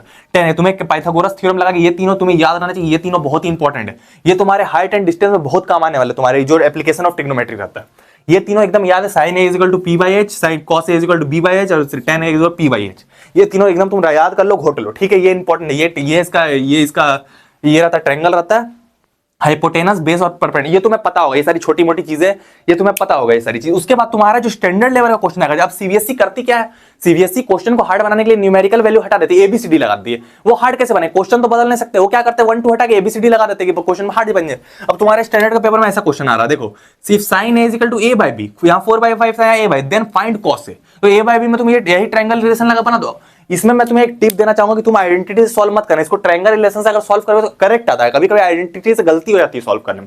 मैं तुमको एक प्रो टिप दे रहा हूं, बहुत बच्चे जो पढ़ने वाले होंगे वो समझ रहे मैं क्या बोलना चाह रहा हूं। इससे तुम करो ना, बेटर रहेगा। ट्रायंगल रिलेशन से कोशिश करना तुम करने की, आइडेंटिटी से करने से कभी कभी प्रॉब्लम आ जाती है। मैं नहीं बोल रहा मत कर, इजी पड़ता है, लेकिन इससे करने की कोशिश करना, ठीक है। आइडेंटिटी से तुम सॉल्व करोगे, कैसे करना मैं अगले स्लाइड में बताऊंगा तुम्हें, ठीक है। ये दो क्वेश्चन बहुत इंपॉर्टेंट है, ये स्टैंडर्ड लेवल का क्वेश्चन बन जाएगा, ठीक है। फिर तुम्हारा उसके बाद तुम्हारे और भी इंपॉर्टेंट क्वेश्चन आएंगे जो कि आइडेंटिटी लेवल पे आएंगे। मैंने सबसे पहले इंपॉर्टेंट क्वेश्चन सारे दे दिए। पाइथागोरस थ्योरम जो ये वाला थ्योरम है, h², p², b², ये तुम्हें हर मौके पर काम आएगा, हर जगह काम आएगा, सिर्फ ट्रिग्नोमेट्री ही नहीं, हर जगह पर काम आएगा। तो ये थ्योरम तुम ध्यान में रख लेना यार। इससे ट्रिग्नोमेट्री सिर्फ इस टाइप के एक क्वेश्चन बनेंगे, एक ये वाला क्वेश्चन बनेगा और एक 2 क्वेश्चन इस टाइप के बनेंगे, बस। इसके अलावा तुम्हारे कुछ नहीं बनेंगे। और तुम्हारे आइडेंटिटी वाले क्वेश्चन बनेंगे, मैं तुम्हें नेक्स्ट स्लाइड में बताता हूं। उसके बाद तुम्हारे देखो एक्सरसाइज में तुम्हारे 8.1 में तुम्हारे एक क्वेश्चन नंबर 3 सबसे इंपॉर्टेंट है, इसको तुम कर लेना। उसके बाद तुम्हारा 8.2 में क्वेश्चन नंबर के 1 और 2 के ऑल पार्ट्स और 3 के ऑल पार्ट्स, ये तुम दोनों कर लेना। जिसमें मैंने ऑल पार्ट्स लिख रखा है उसमें तुम कर लेना भाई, बहुत इंपॉर्टेंट है, तो तुम समझ लो ये बात को, ठीक है। उसके बाद तुम्हारा क्वेश्चन नंबर 8.3 एक्सरसाइज में, उसमें तुम्हें क्वेश्चन नंबर 3 के ऑल पार्ट्स करने हैं, 4 के ऑल पार्ट्स करने हैं। अब ये जो 4 के ऑल पार्ट्स मैंने दिए भाई, ये आइडेंटिटी वाला क्वेश्चन है, इसके बोर्ड में आने की चांसेस बहुत ज्यादा है, 99.99% है। और आएंगे कैसे, बेसिक के तो डायरेक्ट छपने वाले हैं। बेसिक का जो आइडेंटिटी वाला क्वेश्चन रहेगा जो प्रूफ करने के लिए आता है, वो डायरेक्ट एनसीईआरटी से छपेगा, जबकि स्टैंडर्ड वालों का वही पैटर्न रहेगा। मेरा खुद स्टैंडर्ड था, मैं जानता हूं, पैटर्न रहता है एनसीईआरटी से, पर खाली न्यूमेरिक वैल्यू चेंज कर दी जाती है। जैसे कि cos 30 है तो cos 40 कर दिया जाएगा, cos 50 कर दिया, इस तरीके से कर दिया जाएगा, इस तरीके से प्रूफ करो, बस रहता है लेवल वही रहता है, तरीका सॉल्व करने का वही रहता है। मैं तुमको आगे बताऊं कैसे आइडेंटिटी सॉल्व करना है, यहां तक हमारा बात क्लियर होगी। उसके बाद हम लोग आते हैं एग्जांपल में। एग्जांपल ज्यादा इंपॉर्टेंट है, ट्रिग्नोमेट्री के एग्जांपल डायरेक्ट बोर्ड में आते हैं, मैं तुमको क्लियर कर दूं, ठीक है। तो एग्जांपल में तुम 1 नंबर जिसमें सर्कल लगाओ भाई, तुम उसको पहले करना, मतलब तुम समझ लो तुम्हारे पेपर में आने वाला, बोर्ड में आने वाला, प्री बोर्ड में आने वाला, ठीक है। उसके बाद तुम्हारे क्वेश्चन नंबर 8 करना है, फिर 10 करना, मतलब सारे करने, मतलब ये सब डायरेक्ट आने वाले, करना तो तुम्हें सारे है, ठीक है। जितना मैंने एग्जांपल बताया, जितना ये बताया, उतना तुम कर लोगे। ये जो चीजें तुम ध्यान में रखोगे। उसके बाद हम लोग आते हैं ट्रिग्नोमेट्रिक आइडेंटिटी पर, जो आइडेंटिटी सॉल्व होता है, ठीक है। तो आज चलते हैं हम लोग आगे। अब हम लोग आते हैं ट्रिग्नोमेट्रिक आइडेंटिटीज पे, जिससे बच्चों को बहुत डर लगता है। मेरे टाइम पर मुझे भी लगता था, पर तुम्हारे भैया को एक बहुत बढ़िया ट्रिक पता है, जिसको लगाने के बाद तुम एकदम यार, तुमसे कोई भी आइडेंटिटी आराम से सॉल्व हो जाएगी, इस बात की गारंटी है। मेरे टाइम पर मुझे भी लगता था, पर तुम्हारे भैया ने 12th में मैथ्स ही लेकर रखी थी, मतलब कि मेरे 11th 12th में मैथ्स और साइंस थे, इसलिए मेरी पकड़ बहुत ज्यादा मजबूत है, 10th तक ही नहीं 12th लेवल तक ट्रिग्नोमेट्री में, इसलिए मैं बहुत इजीली तुम्हें ट्रिक्स बता सकता हूं। प्राइमरी बात ये, ठीक है। उसके बाद तुम्हारा क्या है, तुम्हारा ट्रिग्नोमेट्री में क्लास 10 की ट्रिग्नोमेट्री में बात कर रहा हूं, क्लास तुम्हारा जो एक्सरसाइज 8.3 होता है भाई, ये 8.3 का तुम पकड़ लो, दबोच लो, जो करना है कर लो। इसका जो एक्सरसाइज 8.3 जो तुम्हारी नई बुक में है, इसका जो क्वेश्चन नंबर 4 है, क्वेश्चन नंबर 4 के all 10 parts, question number 1 to 10, ये सारे जो पार्ट्स है भाई, तुम इसको कभी मत छोड़ना, गलती से ही मत छोड़ना। पार्ट नंबर 1 तो तुम्हारा प्री बोर्ड के इसमें सैंपल पेपर में आया हुआ क्लास 10 के, पार्ट नंबर 1 और 10 तक, 1 to 10 जितने भी क्वेश्चन है उसमें सारे के सारे बोर्ड लेवल के क्वेश्चन है। बेसिक में क्या होता है, इससे डायरेक्ट तुम्हारे क्वेश्चन आते हैं, बेसिक में डायरेक्ट उठेगा, डायरेक्ट आ जाएगा बेसिक में, ठीक है। स्टैंडर्ड में क्या होगा, इसी लेवल का क्वेश्चन आएगा, पर क्या उसके थोड़े वैल्यूज बदल दिए जाएगा। क्वेश्चन यहीं से आएगा, मेथड यही लगेगा, तरीका यही लगेगा। मेरा खुद स्टैंडर्ड था, क्वेश्चन यहीं से आया हुआ था, पर थोड़े वैल्यूज चेंज कर देंगे, सॉल्व करने का तरीका सेम था। तो इन 10 क्वेश्चन को पहले तुम पकड़ लेना, इसको तुम सॉल्व कर ही के जाना है। एनसीईआरटी के क्वेश्चन इन्हीं के लेवल से आएगा। मैं तुम्हें पहले क्लियर कर दे रहा हूं, मुझे 5 सालों का एक्सपीरियंस है यार, 5 सालों का एक्सपीरियंस ये बोल रहा है। पहले तुम ये कर लोगे, ये तो क्लियर बात, ठीक है। तो ये 10 क्वेश्चन तुम कर लेना, फिर हम लोग आगे डिस्कस करते हैं कि कौन कौन से क्वेश्चन हमारे प्री बोर्ड में आने वाले हैं। पहले हम लोग वो डिस्कस कर लेते हैं। तुम्हारे प्री बोर्ड के ये वाले क्वेश्चन आने वाले, ये क्वेश्चन नंबर 1 जो है, ये यही का क्वेश्चन है, क्वेश्चन नंबर 1 ये वाला, यही वाला क्वेश्चन है जो तुम्हारे प्री बोर्ड में छपा हुआ है। उसके बाद तुम्हारे ये क्वेश्चन आने वाला प्री बोर्ड में, ये दोनों तुम्हारे बेसिक लेवल के क्वेश्चन है, बेसिक में भी स्टैंडर्ड में।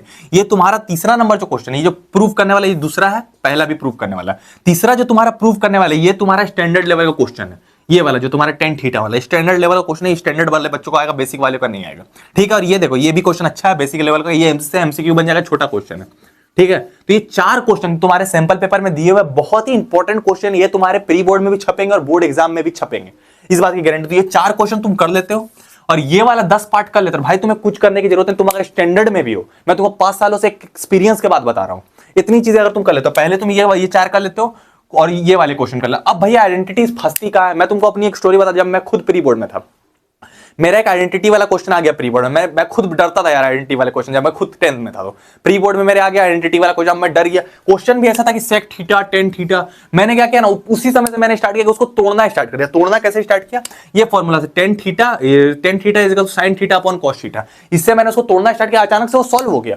ये बहुत बड़ी ट्रिक है। पहले टीचर देखते बच्चा तोड़ पाता है कि नहीं तोड़ पाता, 4 नंबर मुझे ऐसे ही मिल गए। तो ये इंपॉर्टेंट है कि तुम्हें तोड़ना आना चाहिए। पहले तुम्हें क्या क्या फॉर्मूला जानना चाहिए, तुम पहले देख लो। सबसे इंपॉर्टेंट फॉर्मूला तुम्हारा ये sin स्क्वायर थीटा पर cos थीटा इज इक्वल 1। ये जान है चैप्टर की भाई, ये फॉर्मूला पे डायरेक्ट क्वेश्चन आते हैं, ये फॉर्मूला से टूटेगा तुम्हारा, ठीक है। इंपॉर्टेंट क्वेश्चन है, 3 नंबर का जो तुम्हारा आने वाला है आइडेंटिटी सॉल्व करने के लिए आएगा, ये बात तुम जान लो, बाकी तुम्हारा अलग से आएगा। तो ये 3 नंबर तुम पकड़ लेना, आइडेंटिटी से तुम्हारा 3 नंबर पकड़ लेना बस, बोर्ड एग्जाम में बेसिक और स्टैंडर्ड हो, ठीक है। उसके बाद तुम्हारा देखो ये आइडेंटिटी, एक आइडेंटिटी, 2 आइडेंटिटी, 3 आइडेंटिटी। मुझे पता है यार इन तीनों आइडेंटिटीज के बाहर कुछ भी नहीं आएगा, कोई भी तुम्हारा क्वेश्चन सॉल्व करने के लिए तुम्हें रहेगा, इन तीनों आइडेंटिटीज के अंदर से रहेगा, ये बात तुम जानो। तो इनको तुमको याद करना जरूरी है, घोटना जरूरी है। तुम्हें रट लो, पी लो, कुछ कर लो, हमको नहीं पता, ये आइडेंटिटी तुम्हें तीनों याद होनी चाहिए, तुम्हें इनका यूज करने आना चाहिए। यूज कब कर पाओगे, जब तुम ये एनसीईआरटी वाले क्वेश्चन लगाओगे, स्टैंडर्ड का बच्चा देख रहा हो या बेसिक का बच्चा देख रहा हो, पहली चीज है। दूसरी चीज तुम्हारा ये वाला टेन थीटा देखो, साइन बाय कॉस में डायरेक्ट तोड़ दो, कॉस थीटा देखो, कॉसेक थीटा, कॉट थीटा देखो, कॉस बाय साइन में तोड़ दो। ये अगर तुम तोड़ना सीख जाओगे तो तुम किसी भी क्वेश्चन को तोड़ दोगे। जैसे यही क्वेश्चन है, अब देखो यहां पर क्वेश्चन तुम्हें दिख रहा है, ये वाला question sec theta tan theta. अब इस सेक थीटा तुम्हें दिख गया 1 बाय कॉस में तोड़ो, इसको साइन बाय कॉस में तोड़ो, कॉस कॉस नीचे हो जाएगा। तो इस तरीके से टूटता है, तुम्हें नीचे वाले को बराबर करना रहता है, यही ट्रिक है। सेक और टेन में कभी कोई चीज सॉल्व नहीं होती, तुम्हें साइन और कॉस में ही जनरली सॉल्व करना पड़ता है। मैंने बहुत आगे तक ट्रिग्नोमेट्री पढ़ी, 12th तक ट्रिग्नोमेट्री पढ़ी, इसलिए मुझे ज्यादा पता है। तो बहुत ज्यादा अलग लेवल तक ट्रिग्नोमेट्री का लेवल ही अलग होता है, इससे ट्रिक लगती है, बच्चे कंफ्यूज होते हैं। इसलिए मैं तुमको बता रहा हूं कि ये चीज ही अलग होती है, थोड़ी आइडेंटिटी सॉल्व करने में प्रॉब्लम आती है, हर बच्चे को आती है, मुझे भी आती थी। पर तुम अगर ट्रिक लगाए काम करोगे तो तुम्हें फायदा होगा। तो साइन बाय कॉस में तोड़ने की कोशिश करना तुम हर चीज को, मैं खुद एक्सपीरियंस से बता रहा हूं, इसलिए मैं तुमको पता है अच्छे बच्चे सॉल्विंग में थोड़े फंस जाते हैं। इसलिए क्या है कि तुम जितनी एनसीईआरटी के अगर तुमने बना लिया ये वाला, मैं खुद तुमको बता रहा हूं भाई, तुम्हें ट्रिग्नोमेट्री हलवा लगेगी। बेसिक वालों को तो हलवा लगेगी, और ये वाला जो स्टैंडर्ड वाले जो बच्चे रहते हैं उनको भी हलवा लगेगा। तुम्हें बुक से ही आ गया तो अगर तुम्हारी इन पर पकड़ रहेगी, तुम्हें पता रहेगा कैसे बनता है ये वाला, तो ये सबसे इंपॉर्टेंट है तुम्हारे। उसके अलावा तुम्हारा क्या है, ये वाला कॉसेक थीटा देखो, 1 बाय साइन में तुम तोड़ सकते हो। सेक थीटा देखो, इसका रेसिप्रोकल देखना तुम, रेसिप्रोकल जैसे सेक देखा 1 बाय कॉस में तोड़ दिया, साइन देखा 1 अपॉन कॉसेक में तोड़ दिया, इसका रेसिप्रोकल। और ठीक है, टेन देखा 1 बाय कॉट में तोड़ दिया, ठीक है। इस तरीके से तुमको बनाना रहता है। ये जो 5 फॉर्मूला मैंने दे रखे हैं, यही तुम्हारे काम आएंगे। इसके अलावा जब तुम्हें तोड़ने के लिए आएगा तो ये फॉर्मूला तुम्हारे काम है। ये पहले का 3 जो दिख रहा है, ये चौथा फॉर्मूला देखो, ये कभी कभी काम आता है, होल क्यूब वाला, ये उतना काम तुम्हें नहीं आएगा। पहले के 3 पकड़ना तुम, ये 3 a प्लस बी का whole square, a minus B का होल स्क्वायर, एक a square minus B square, ये 3 फॉर्मूला तुम्हें इन सबको बनाने में बहुत ज्यादा काम आएंगे। ये तुम समझ के रखना, ये तुम बनाओगे तो तुम्हें ये फॉर्मूला काम आएंगे। अभी तुम्हें लग रहा हो ये क्या है, ये काम आने वाले, मैं क्लियर कर दूं। तो इतना फॉर्मूला, अगर जो भी चीज मैं तुम्हें दिखा रहा हूं इतनी चीजें तुम कर लेते हो, ये क्वेश्चन भी इंपॉर्टेंट है, तुम स्टैंडर्ड वाले देख लो ध्यान से। इतने ही अगर तुम चीजें कर लेते, एक्सरसाइज 8.3 का क्वेश्चन नंबर 4 ध्यान में रखना, फिर बता रहा हूं, सारे करने हैं तुम्हें, कहीं से भी करो तुम, यूट्यूब में सोल्यूशन देखो, कहीं करो।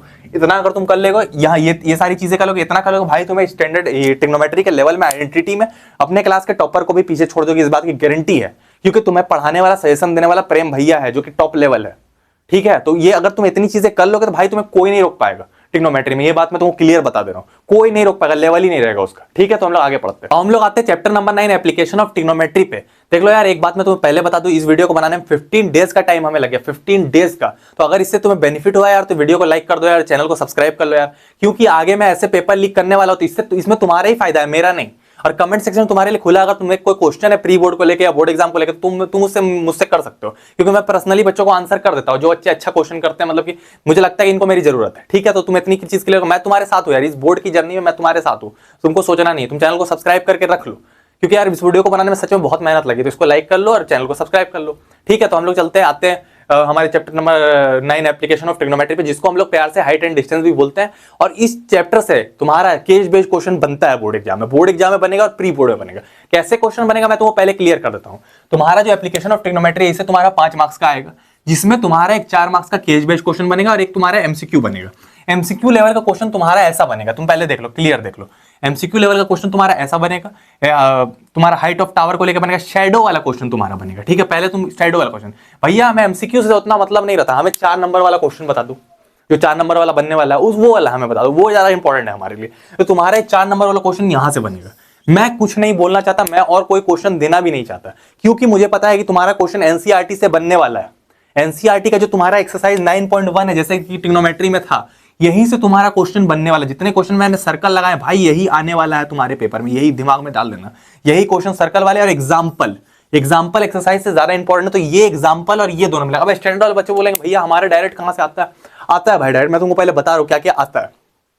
बेसिक का तो डायरेक्ट यहीं से आएगा तुम्हारा क्वेश्चन, बेसिक का इसी टाइप का क्वेश्चन यहीं आने वाला है, 110% गारंटी। जैसे तुम्हारा लाइट हाउस वाला क्वेश्चन आया सीबीएसई के सैंपल और बेसिक वाला, तो यही का क्वेश्चन है। ब्रिज वाला क्वेश्चन था, इसको लाइट हाउस बना दिया गया, तो यही का क्वेश्चन था। पर स्टैंडर्ड में थोड़ा गेम चेंज हो जाता है। क्या होता है मैं तुमको क्लियर कर रहा हूं। पहले चीज तो तुम्हारा जो एमसीक्यू आने वाला, वो तुम्हारा क्या आने वाला कि शैडो से रिलेटेड रहेगा तुम्हारा एमसीक्यू, क्योंकि सीबीएसई शैडो से इसलिए खेलती है कि शैडो में प्रॉब्लम होती है बच्चों को, इसलिए देख लो, the height of tower is equal to the length of shadow, then find the angle of elevation.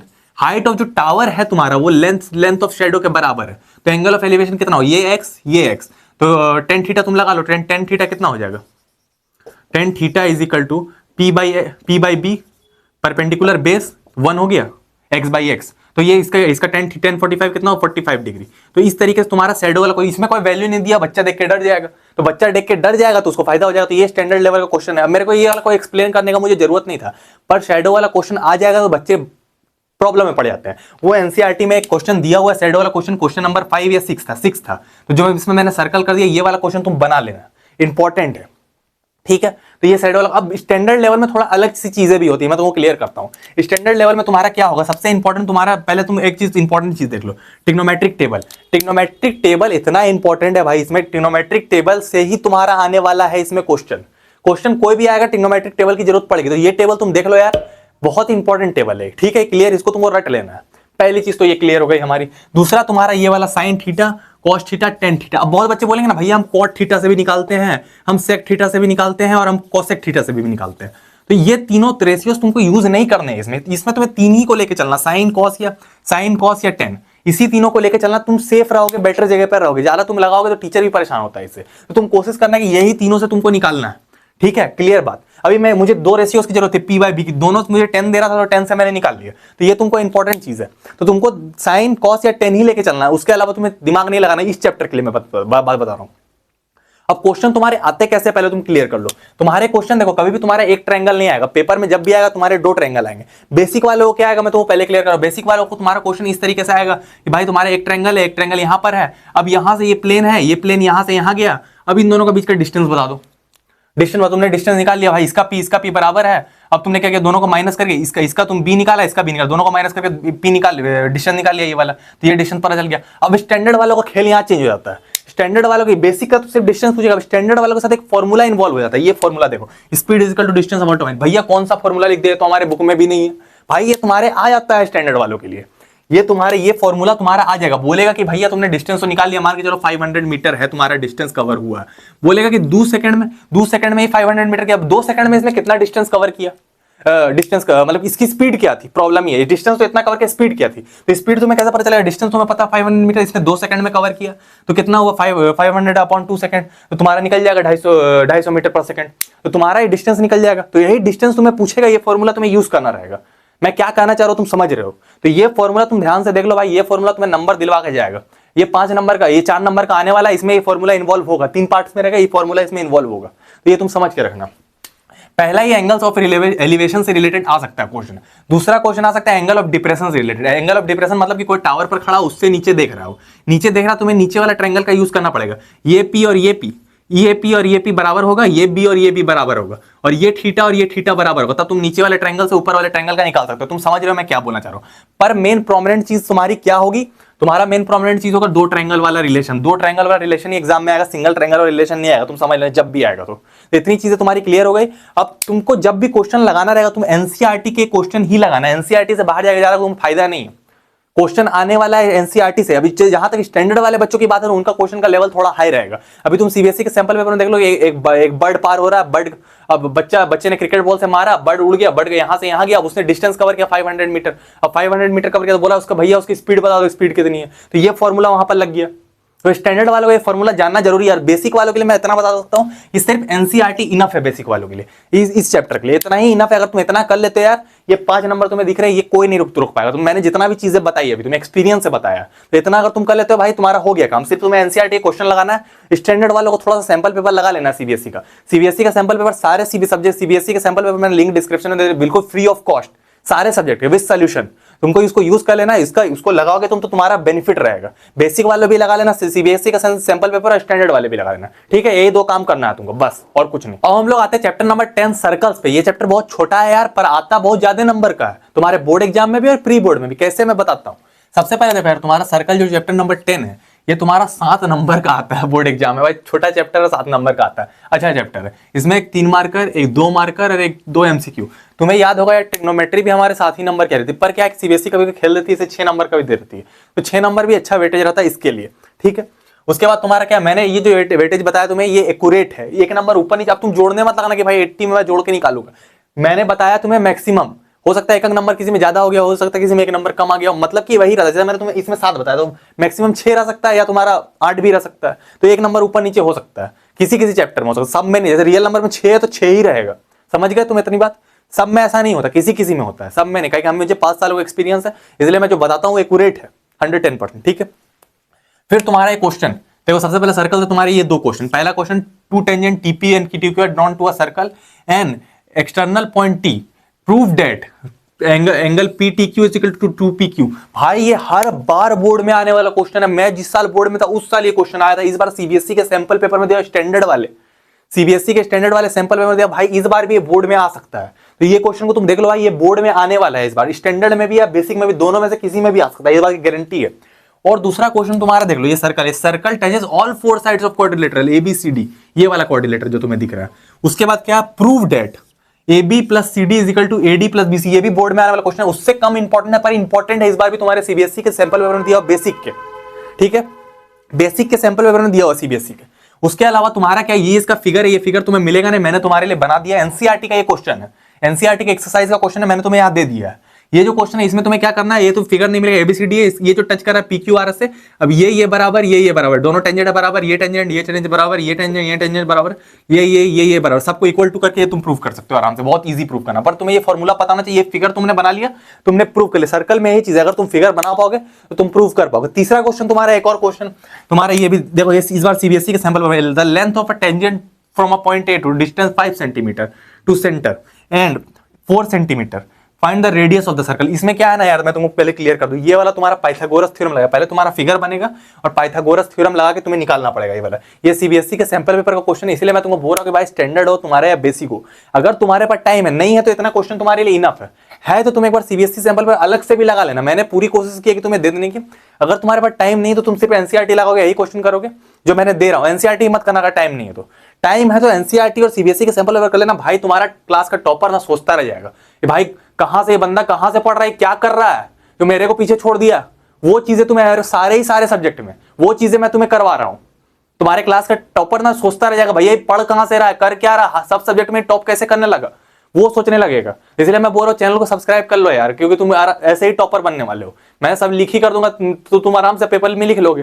तुम खुद पढ़ भी रहे हो, मैं तुम्हें बता भी दे रहा हूँ क्या आ रहा, तुम तो लिख ही लोगे पेपर में। तुम्हें को रोक पाएगा? कोई नहीं रोक पाएगा, इस बात की गारंटी है, बोर्ड एग्जाम में भी और प्री बोर्ड में भी। तो ये तीन क्वेश्चन सीबीएसई के सैंपल, ये तीन क्वेश्चन तुम्हें कर लेने भाई। ये तीन क्वेश्चन को मत छोड़ना एकदम, ये आने ही आने हैं तुम्हारे पेपर में, तो ये गारंटी है। उसके अलावा तुम्हारा थ्योरम, दो थ्योरम 10.2 वाला एक थ्योरम जो सर्कल में है, जो कि टेंजेंट वाला प्रूफ करने वाला कि 90 डिग्री पर काटते हैं, और एक 10.1 थ्योरम। ये 10.2 ज्यादा इंपॉर्टेंट, 10.1 कम इंपॉर्टेंट है।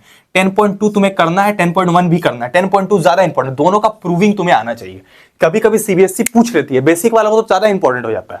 तो बेसिक वालों के लिए यार ये प्रूविंग तुम देख लेना, स्टैंडर्ड वालों के लिए प्रूविंग, इस पे क्वेश्चन बन जाएंगे। तो प्रूविंग दोनों को करके रखना, प्रूविंग कर लेना भाई, ये दो थ्योरम इंपॉर्टेंट है।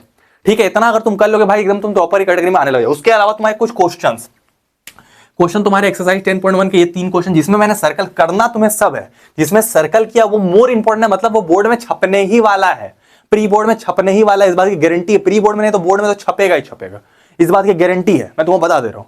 ठीक है, तो तुम्हें ये तीन क्वेश्चन इसमें करने हैं, जिसमें सर्कल किया भाई तो आने ही वाला है, ये बात तो तुम समझ लेना। इसमें सर्कल क्या होगा, एक्सरसाइज 10.2 में इंपॉर्टेंट क्वेश्चन है सारे, 2 करना है, 3 करना, 5, 6, 7, 8। देखो यार 7 नंबर है तुम्हारे लिए सर्कल में और इतने क्वेश्चन है, कोई बड़ी डील नहीं है। ठीक ना, ये 3 क्वेश्चन, यहाँ 10 क्वेश्चन या 16 क्वेश्चन, कोई बड़ी डील नहीं है। और ये 3 क्वेश्चन 19 क्वेश्चन, कोई बड़ी डील नहीं है। 7 क्वेश्चन और 7 नंबर और 19 क्वेश्चन, कोई बड़ी डील नहीं है। तो तुम कर लेना उस चीज को। ठीक है, उसके अलावा क्या तुम्हारा एग्जाम्पल नंबर 2 बहुत इंपॉर्टेंट है। एग्जाम्पल नंबर 2 ही था ये वाला जो मैं बोल रहा था, बार बार बोर्ड में आता है ये वाला क्वेश्चन। एग्जाम्पल नंबर 2 है एनसीईआरटी का। अब तुम मत बोलना कि स्टैंडर्ड में एनसीईआरटी नहीं आती, ठीक ना, स्टैंडर्ड में एनसीईआरटी आती है। मैं तुमको बता रहा हूं एनसीईआरटी तुम्हें करके जाना। अगर तुम एनसीईआरटी कर लोगे तब तुम आगे के सैंपल पेपर लगा लोगे, प्रीवियस ईयर क्वेश्चन लगा लोगे भाई, स्टैंडर्ड भी है ना तुम्हारा, तुम्हें कोई नहीं रोक पाएगा। मेरा खुद स्टैंडर्ड था, मैंने एनसीईआरटी से पढ़ाई की थी, मेरे पास भी और भी बुक्स थे पर मैंने ध्यान नहीं दिया। एनसीईआरटी पढ़ा, सैंपल पेपर लगा, प्रीवियस ईयर क्वेश्चन। अब बस बोर्ड की मैं बात कर रहा हूं, प्री बोर्ड में मैं जितना दे रहा हूं इनफ है भाई, कोई रोक नहीं पाएगा तुमको, फिर कोई नहीं रोक पाएगा। ठीक है, अगर तुम इतना कर लेते हो, इतनी चीजें अगर तुम कर लेते हो भाई, जो मैं तुम्हें दे रहा हूं इतनी क्वेश्चन अगर तुम कर लेते हो भाई, तुम सर्कल में महारत हासिल कर लोगे एकदम, तुम अपने टॉपर को भी पीछे छोड़ देंगे। अब हम लोग चलते हैं अपने अगले चैप्टर पे। अब हम लोग आते हैं चैप्टर नंबर 12 पे, जो है हमारा एरिया रिलेटेड टू सर्कल। ये बहुत ही अच्छा चैप्टर था, बड़ा चैप्टर था, पर इसका बहुत सारा पार्ट डिलीट हो चुका है इस बार। तुम्हारी जो नई बुक में एक ही एक्सरसाइज बचा हुआ है इसमें, पर इससे तुम्हारे पहले बहुत सारी चीजें आती थी, अनसेड रीजन वगैरह, अब बहुत कम चीजें आती है। इसको प्रेडिक्ट करना बहुत आसान है, क्या आने वाला तुम्हारे पेपर में, इस बात की गारंटी। मैं जो बताऊंगा वही तुम्हारे पेपर में आएगा 110%। ठीक है, पहले हम लोग देख लेते हैं। यह है तुम्हारा area related to circle chapter 11। यहाँ एरिया रिलेटेड टू सर्कल्स तुम्हारा 4 नंबर का आने वाला है। 4 नंबर में तुम्हारा एक 2 नंबर का आएगा और 2 एमसीक्यू आने वाले हैं। इस टाइप का तुम्हारा आएगा, 2 एमसीक्यू आएंगे और 2 नंबर का क्वेश्चन आएगा। 2 नंबर का क्वेश्चन क्या आएगा भैया हमारा, देखो 2 नंबर का क्वेश्चन तुम्हारा फाइंड करने के लिए आएगा। फाइंड करने के लिए क्या आएगा तुम्हारा, एरिया ऑफ सेक्टर। कभी कभी इससे 2 नंबर की जगह 3 नंबर का भी आ जाता है। जनरली इससे 2 नंबर का आता है या 3 नंबर का आता है, 2-3 हो जाएगा, हो सकता है 5 हो जाए। तो इतना तुम समझ लेना कि 2 ही नंबर समझना, उससे 5 नंबर वाला मिलने वाला नहीं है इससे। ठीक है, तो तुमको सबसे पहले आएगा find area of sectors. Area of sector का फॉर्मूला ये है, इसका से तुम सेक्टर निकाल। सेक्टर तुम्हारा क्या है, सेक्टर ये वाला है तुम्हारा, ये जो ग्रीन पार्ट तुम्हें दिख रही है तुम्हारा सेक्टर है। एरिया ऑफ सेक्टर तुम्हें निकालने आएगा सर्कल से। ठीक है, थीटा दिया हुआ रहेगा, सब कुछ दिया रहेगा, एरिया निकालने आएगा। ठीक है, उसके बाद तुम्हारा सेकंड नंबर में तुम्हारे आ सकता है area, find area of segment. Area of segment ये वाला सेगमेंट निकालने आएगा तुम्हें, एरिया ऑफ सेगमेंट। सेगमेंट यही वाला रहता है। इसमें क्या है कि area of segment area of sector निकालता है, उसमें एरिया ऑफ ट्रायंगल माइनस कर देता है, ये वाला ट्रायंगल, इसको माइनस कर दिया जाता है तो ये वाला बच जाता है। इससे ये पूरा ये जो पूरा है, इससे इतना माइनस कर देगा ट्रायंगल वाला पीस, तो क्या है ये वाला बच जाएगा, ये वाला पार्ट हमारा। तो एरिया ऑफ सेगमेंट निकल जाता है इस तरीके से। फिर तुम्हारा लेंथ ऑफ आर्क निकालना था। लेंथ ऑफ आर्क देखो, ये ब्लैक वाला जो पार्ट है ना, इतना जो यहाँ कोई भी सेगमेंट जिसका इतना ब्लैक वाला पार्ट है, मान के चलो ये सेगमेंट है तुम्हारा, ऐसे करके, तो इसका ब्लैक वाला पार्ट जो है ये तुम्हारा आर्क है। ठीक है, ये आर्क है, इसको आर्क बोला जाता है। तो ये लेंथ ऑफ आर्क, ये 3 चीजें तुम्हें निकालने के लिए आ सकती है। यही मोस्ट प्रोमिनेंट 3 चीजें हैं जो तुम्हारी आ सकती है बेसिकली 2 या 3 नंबर में। ठीक है, ये तीन चीजें तुम्हारी आ सकती है। यही तीन फॉर्मूला भी लिखे हुए, इसका फॉर्मूला ये होता है, इसका फॉर्मूला ये होता है, area of sector minus area of triangle होता है। मान के चलो देखो, एरिया ऑफ सेक्टर तुम्हारा ये हुआ, length of area of segment तुम्हारा क्या होगा, area of sector minus length area of triangle, area of sector पूरा माइनस एरिया ऑफ ट्रायंगल। उसके बाद तुम्हारा लेंथ ऑफ आर का अलग फॉर्मूला होता है, ये तुम तीन फॉर्मूला ध्यान में रखना। उसके अलावा क्या क्या आता है भैया हमारा, तो कभी कभी तुम्हारे जब एमसीक्यू बनते हैं ना, तुम्हारा पेरीमीटर से खेला होता है। अब पेरीमीटर क्या होता है, देखो यार दो चीजें होती है। पहला तो क्या होता है तुम्हारा सरकमफेरेंस, सरकमफेरेंस और पेरीमीटर।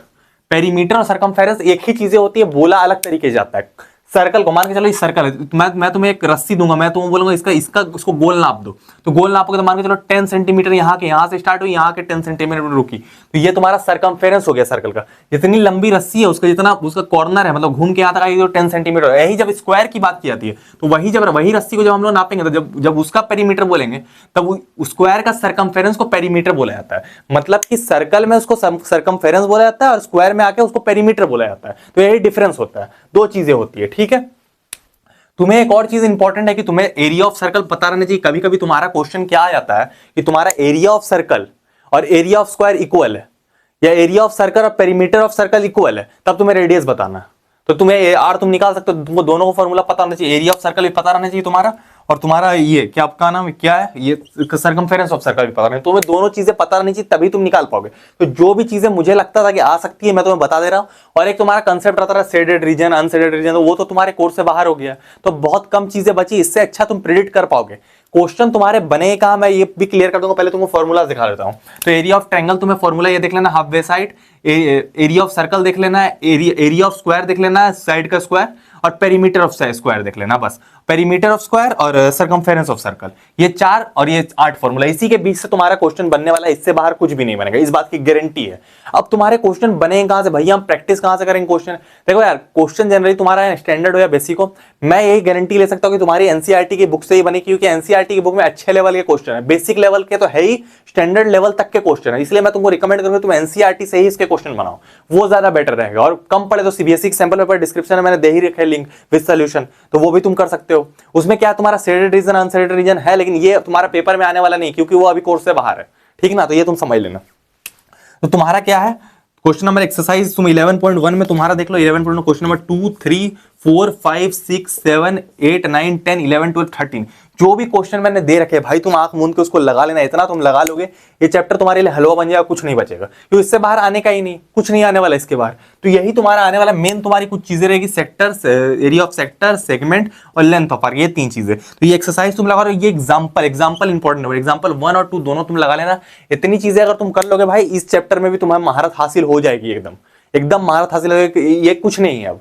पहले अगर तुम्हारा शेडेड रीजन अनशेडेड रीजन था, उसमें कुछ बात थी, अब इस चैप्टर में कुछ बात नहीं है। तुम आराम से ये तीनों चीजें निकाल पाओगे। तुम्हारे 4 नंबर जो 5 नंबर का जो भी आने वाला है, तुम आराम से इसको सिक्योर कर लोगे। ठीक है, अब हम लोग चलते हैं अगले चैप्टर पे। अब हम लोग आते हैं chapter number 12, surface area and volume पे। ये बहुत इंपॉर्टेंट चैप्टर है, पर इससे पहले मैं तुम्हें एक इंपॉर्टेंट बात बता दूं। जिन बच्चों ने ये मिड टर्म पेपर लीक वाली वीडियो देख रखी है, वो भी इस वीडियो को शुरू से देखना। ये नहीं कि वो वाला देख लिया काम हो गया। इस वीडियो में मैंने अलग अलग क्वेश्चन बता के रखे जो प्री बोर्ड में छपने वाले हैं। मिड टर्म में और प्री बोर्ड में फर्क होता है, इसलिए ये वीडियो सिर्फ प्री बोर्ड के लिए डेडिकेटेड है। वो वाली वीडियो काम नहीं चलेगा। अब ये वाली वीडियो तुम्हें पूरी देखनी पड़ेगी, एक चैप्टर 1 से देखना पड़ेगा, तब तुम्हें समझ में आएगा। तुम नोट करते जाना सारी चीजों को, तभी जाके तुम प्री बोर्ड में टॉपर बन पाओगे और बोर्ड एग्जाम में टॉपर बन पाओगे। ये दोनों के लिए एप्लीकेबल है, प्री बोर्ड के लिए भी और बोर्ड एग्जाम के लिए भी। ठीक ना, मैं पहले तुमको बता दूं, बोर्ड एग्जाम के लिए मैं कर दूंगा, लेकिन ये वीडियो मोस्ट इंपॉर्टेंट है, ये बेस है तुम्हारा। इस वीडियो को तुम कर लोगे भाई, बोर्ड तक तुम एकदम फाड़ के आओगे, एकदम गारंटी है इस बात की। ठीक है, हम लोग आते हैं सरफेस एरिया एंड वॉल्यूम पे। Surface area and volume chapter number 12 है हमारा, जिससे हमारा 6 नंबर का आ रहा, 6 मार्क्स का आ रहा, एक 5 मार्कर आ रहा जो देख के रखना तुम, और एक एमसीक्यू आएगा। 5 मार्कर जो हमारा आने वाला है, वो 5 मार्कर तुम्हारा ये फाइंड करने वाला आने वाला है। कौन से क्वेश्चंस आएंगे भैया, ये भी मैं बताऊंगा ये कौन से क्वेश्चन आएंगे। पहले तुम देखो आएगा क्या, पूछा क्या जाएगा, पहले ये देखो, ये इंपॉर्टेंट है। सरफेस एरिया वॉल्यूम में तुम्हें सबसे पहले वॉल्यूम निकालने के लिए आता है। उसके बाद तुम्हें बोलेगा total surface area. Total surface area निकालने आएगा, जिसको हम लोग टीएसए भी बोलते हैं, टोटल सरफेस एरिया। ये तुम्हें निकालने आएगा, टोटल सरफेस एरिया निकालिए। उसके बाद तुम्हें निकालने आएगा curve surface. Curve surface area तुम्हें डायरेक्ट निकालने कभी नहीं आएगा। Curve surface area, total surface area तुम जब भी निकालते हो, जैसे कि मान लो तुम टोटल सरफेस एरिया कैप्सूल निकालो, तो कर्व सरफेस एरिया तुम्हें 2 curve surface area of hemisphere, curve surface area of ये हेमिस्फीयर, और curve surface area of cylinder, ये तीनों मिला के तुम्हें टोटल सरफेस एरिया पूरा कैप्सूल का मिलेगा। तो कर्व सरफेस एरिया तुम्हें निकालने नहीं आएगा, पर तुम्हें टोटल सरफेस एरिया निकालने के लिए कर्व सरफेस एरिया निकालना पड़ेगा, ठीक है, इंपॉर्टेंट। उसके बाद तुम्हें कभी लेटरल सरफेस एरिया आया, तो लेटरल सरफेस एरिया मतलब कर्व सरफेस एरिया ही होता है। जब कोई कर्व वाली चीज होती है तो उसका उसके बाहर के सरफेस एरिया को सीएसए बोलते हैं, कर्व सरफेस एरिया। लेकिन जब कोई स्क्वायर चीज होती है, जब मान के चलो क्यूबॉइड हो गया, कुछ भी हो गया, तब उसको लेटरल सरफेस एरिया बोलते हैं, उसके सरफेस एरिया को बाहर वाले को लेटरल सरफेस। इतनी ही फर्क है बस, ठीक है। तो तुम्हें सारे फॉर्मूलाज तुम्हें सही से याद होने चाहिए, जो भी चीज का कर्व सरफेस एरिया का, लेटरल सरफेस एरिया, वॉल्यूम का। ये मैंने जितने भी शेप्स लिख रखे हैं मैं उस पर डिस्कस करूंगा, फिर रुक जाओ तुम। ये दो चीज पहले इंपॉर्टेंट, ये दो चीज तुम्हें पूछिएगा तो तुम्हें बोले पूछा जाएगा वॉल्यूम या तुम्हें पूछा जाएगा टोटल सरफेस है, ठीक है। कौन से शेप्स के आने वाले पहले हम लोग ये डिस्कस। सबसे इंपॉर्टेंट शेप्स है यार जो इस बार बोर्ड में आने वाले हैं, तुम्हें शेप पता चल जाएगा, तुम्हें फॉर्मूला पता रहेगा, तुम निकाल लोगे, ठीक है। मैं तुम पहले समझो। सबसे इंपॉर्टेंट सिलेंडर, सिलेंडर इन्वॉल्व रहेगा, सिंगल शेप नहीं आएगा भैया तुम सिलेंडर का फॉर्मूला शेप बता दो, नहीं, उससे कोई कुछ बना हुआ रहेगा, या तो तुम्हारा आइसक्रीम बना हुआ रहेगा, या तो इसको टॉप बोलता है, टॉप लट्टू, या तो तुम्हारा टेंट रहेगा, या तो तुम्हारा कैप्सूल रहेगा, या तुम्हारा गुलाब जामुन रहेगा, ऐसे ही कुछ रहेगा तुम्हारा, इस बात की गारंटी है, ठीक है। हो सकता है तुम्हारा इस टाइप का भी शेप हो कि इस टाइप का ऐसे बनता है जो शेप, ये भी शेप हो सकता है तुम्हारा। तो ये दोनों चीजें तुम्हारे साथ हो सकती है।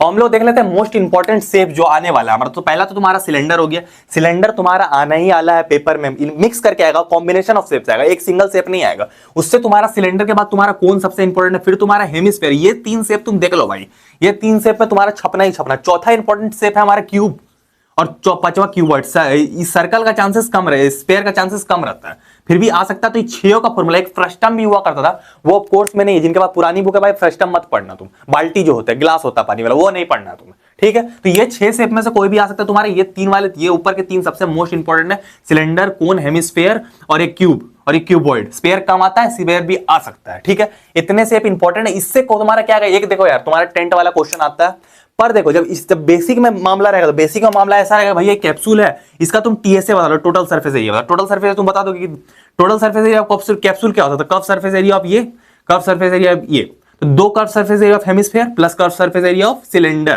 तो सिलेंडर इन्वॉल्व हुआ और हेमिस्फीयर इन्वॉल्व हुआ, तो इस तरीके का तुम्हारा शेप आएगा। कैप्सूल और गुलाब जामुन वाला क्वेश्चन तुम्हारा आने वाला है बेसिक वालों के लिए। स्टैंडर्ड वालों के लिए तुम्हारा आ सकता है ये टेंट वाला क्वेश्चन। ये टेंट वाला क्वेश्चन, इसमें क्या, इसमें बताया गया कि टेंट कैनवस से बना हुआ, कपड़ा से बना हुआ, कितना कपड़ा लगा इसको बनाने में, तो तुम इसका टीएसए निकाल लोगे।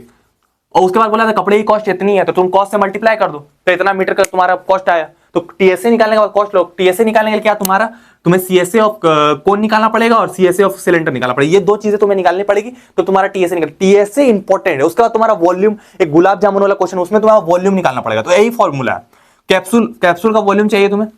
ये जो कैप्सूल है गुलाब जामुन भी ऐसा ही दिखता है, कैप्सूल का वॉल्यूम ऑफ टू हेमिस्फीयर निकाल लेना, वॉल्यूम ऑफ सिलेंडर निकाल लेना, इसका वॉल्यूम, टोटल इसका वॉल्यूम बना। तो ये ऐसे इंपॉर्टेंट तुम्हें निकालना। वॉल्यूम ऑफ आइसक्रीम बोलेगा, तो वॉल्यूम ऑफ आइसक्रीम तुम इस तरीके से निकाल सकते हो। या तो ये लट्टू है, इसको पेंट करने में कितना पेंट लगेगा, तो इसका टीएसए तुम निकाल लोगे, टोटल सरफेस एरिया, तो इसका सीएसए और इसका सीएसए मिला के इसका टीएसए बन जाएगा। तो इस तरीके से तुम्हें निकालना। ये तीन शेप्स इंपॉर्टेंट है। एक चौथा शेप ऐसा भी आता है कभी कभार तुम्हारा, ये डोम वाला स्ट्रक्चर, ये एनसीईआरटी में दिया हुआ है। कौन कौन से क्वेश्चन आएंगे मैंने तुम्हें दे दिए हैं, अगर तुम उन क्वेश्चन को कर लेते हो। और एक और पहले एक और क्वेश्चन आता है वाटर फ्लोइंग वाला, वाटर फ्लो कर रहा है, टंकी कितनी देर में भरेगी, तो वो वाला तुम्हारे कोर्स से बाहर है, इसलिए वो वाला थोड़ा हार्ड लेवल का क्वेश्चन होता है। अब तुम्हें जो भी आएगा इजी आएगा और इसी टाइप का आएगा। पहले एक वाटर फ्लो वाला क्वेश्चन होता था, चेंजेस ऑफ शेप होता था, ये पानी इस स्पीड से जा रहा है, यहाँ टंकी कितनी देर में भरेगी, तो वो थोड़ा हार्ड लेवल का क्वेश्चन होता था। अब तुम्हें जो भी आएगा तुम्हारे पकड़ में होगा वो चीज, क्योंकि इतना ही सिलेबस में जितना मैं बता रहा हूं तुम्हें, ठीक है ना, सिलेबस से बाहर कुछ नहीं बता रहा हूं एकदम। तुम मेरी बात सुन लो भाई, यही क्वेश्चन आने वाला है। अब तुम्हारा क्वेश्चन क्या क्या आएगा मैं तुमको क्लियर कर रहा हूं। तुम्हारा जो एनसीईआरटी में, एनसीईआरटी के एग्जांपल मत छोड़ना, इसके एग्जांपल इंपॉर्टेंट, डायरेक्ट बोर्ड में आने वाले एग्जांपल है, ठीक है। उसके बाद तुम्हारा क्वेश्चन नंबर 6 एक्सरसाइज 2.1 में आ जाना। फिर तुम उसका क्वेश्चन नंबर 6 और 7 वो तुम्हारे सीबीएसई के सैंपल पेपर में दिया। एक तुम्हारा गुलाब जामुन वाला और एक कैप्सूल वाला, दो क्वेश्चन बहुत इंपॉर्टेंट है, वो दोनों इसी शेप से बने हुए हैं दोनों, तो वो इंपॉर्टेंट क्वेश्चन है। उसके बाद तुम यहाँ पर है ना 12.2 में ये क्वेश्चन नंबर 3, जो सर्कल किया वो पहले तुम करना है, जो नहीं किया वो भी करना है, पर जो सर्कल किया वो छपने वाला है, इतना समझ लेना।